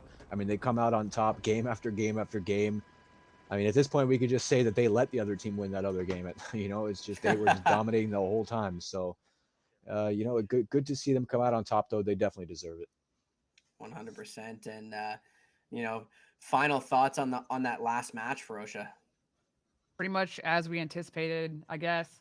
You know, closing it out, they barely had to do anything, and it's what we thought. And I just, you know, I hope everybody had a good time with it, even though it was a little disheartening at certain points. A little one-sided, maybe. Yeah.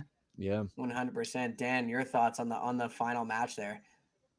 I mean, as Ferocious said, I mean, they pretty much handled business from start to finish from the beginning of the tournament until now. So, I mean, there's not much to say besides those kids dominated. I wish that some of the other players individually that we know that was in these lobbies could have performed better, because I know that they definitely can.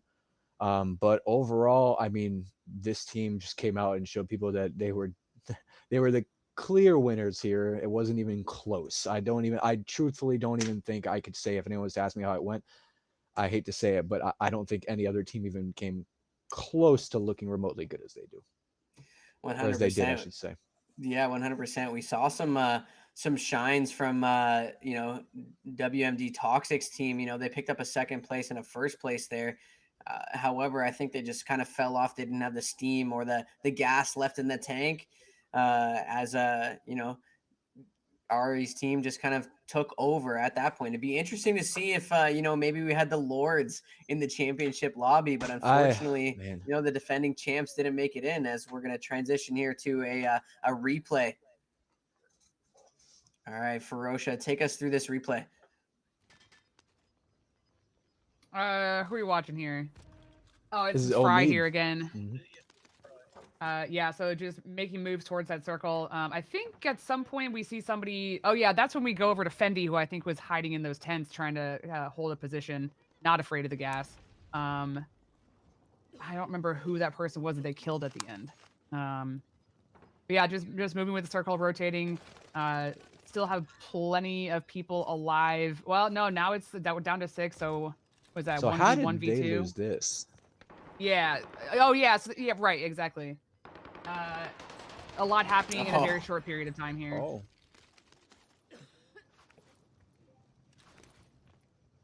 And I think this is where we move into that last that gas play.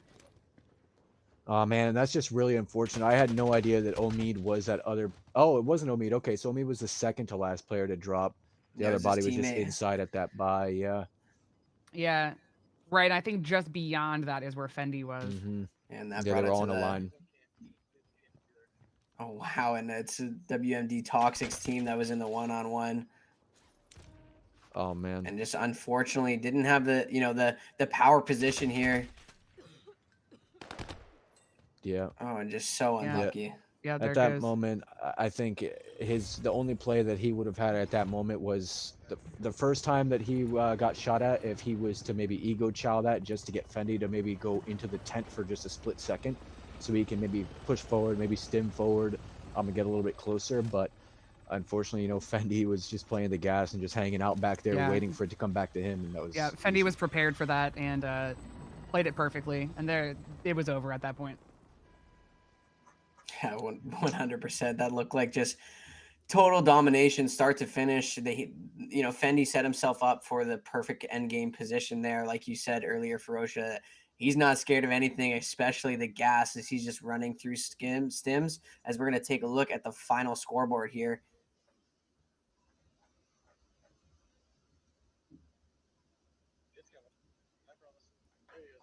Wow, and just clear-cut domination from the Ari House squad.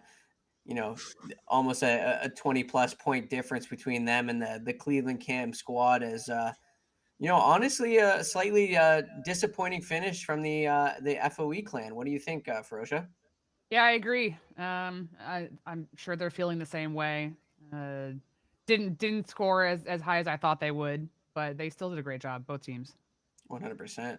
Made it through to the championship round anyways, and as we saw Dan, as we saw our lords, the defending champs, not even make it. Talk to us a little bit about the breakdown leading into the championship bracket and how the championship bracket played out.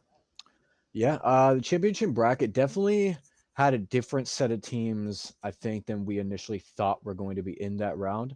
We definitely thought there were some really favorites, defending champs that we thought were clear, front runners for this. But every day is different, and all it takes is, in this they had 3 lobbies to drop in. You make 3 little mistakes, and that's it, and that costs you everything. And it just looks like, everything up until that point, like we said, everyone seemed to be right around the same area of, trying to play strategic, except for Ari Howe's team, who was above and beyond the rest as far as remembering that this is Rebirth Island and that this is a kill race, and that we can just go slay out and do whatever we do, day in and day out. Where I think everyone else seemed to be more on the same level, where they were clearly tonight, they were above and beyond everyone else's level. 100%. And to me, it seemed like they were playing the format correctly. And Ferocia, correct me if I'm wrong, the other team seemed to be playing a little bit more timid and slow when our early predictions seemed to be that everything was going to be fast, like we saw in early lobby A. But, it ended up getting a little bit slower. Do you think these teams maybe played the format, a little bit inefficiently?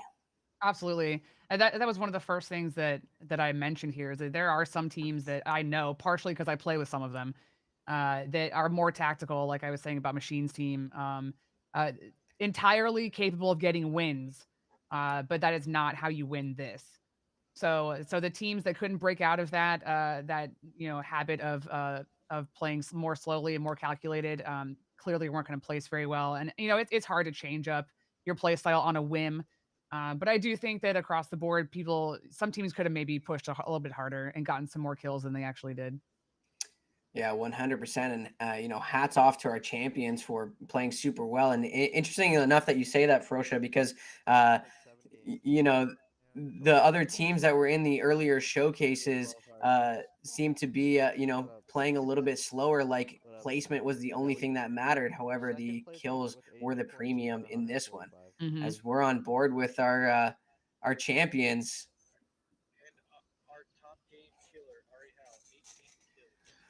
And it looks like Ari Howe got the top killer award. The $100 is going to go to him as he had a game with 18 kills. It stood the test.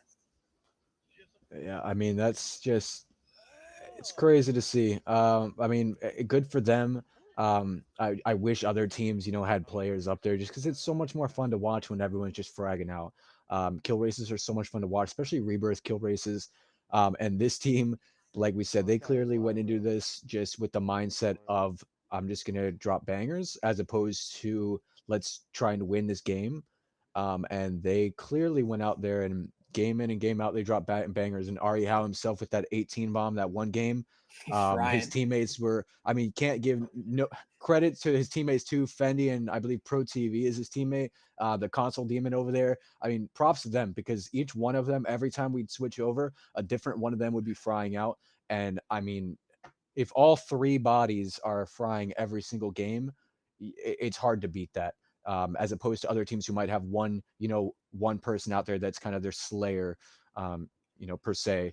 But you know, they really show that they were the better team, and congrats to him because I slid into his Twitch before the event started, and I said, "You seem pretty good. Let's see what you have." And he said he was going to put on a show, and I mean, he did not disappoint. So Definitely did props to not him. disappoint. And this tournament has been brought to you by Transfuse. Achieve sustained performance with functional energy without the jitters. Check them out at transfuseusa.com. Use promo code WARZONE for your special discount. Come back to you guys on camera, $3. Wrap it up. Get us home. 100 and incredible performance from the Ari Howe squad. It looked like everyone on that team could have been a Top Gun contender. However, Ari Howe was able to take it out.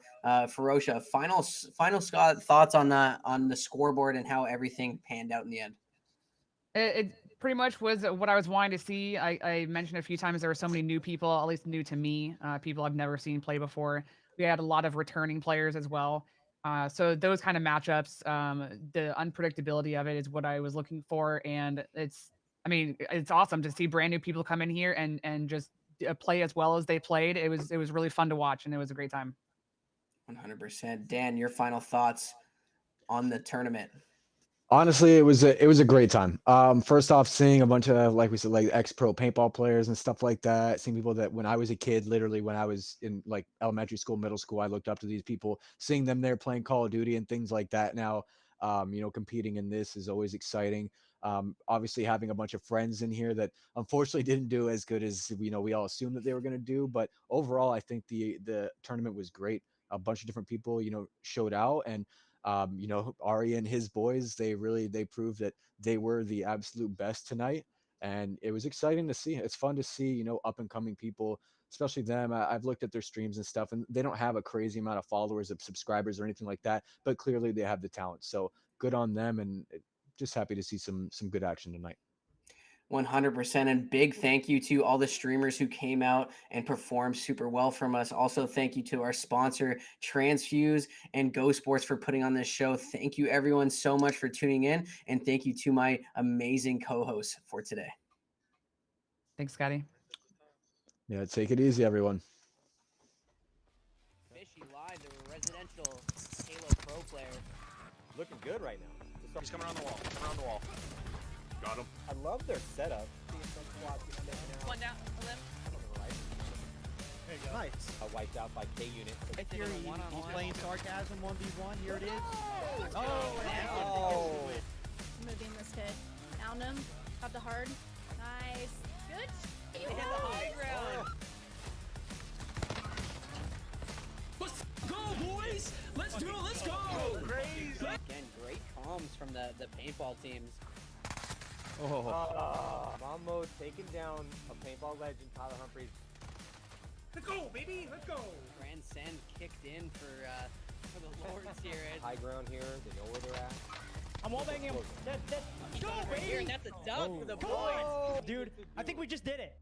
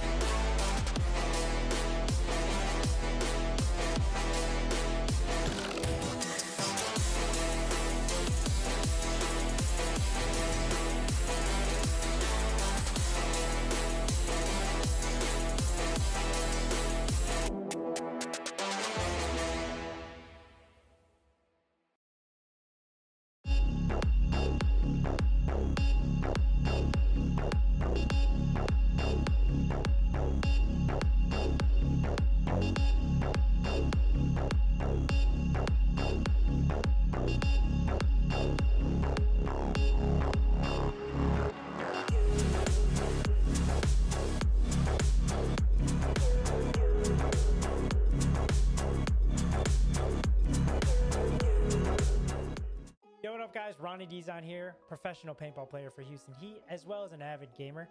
Here to talk to you guys about Tranzlabs' new line of supplements, Transcend.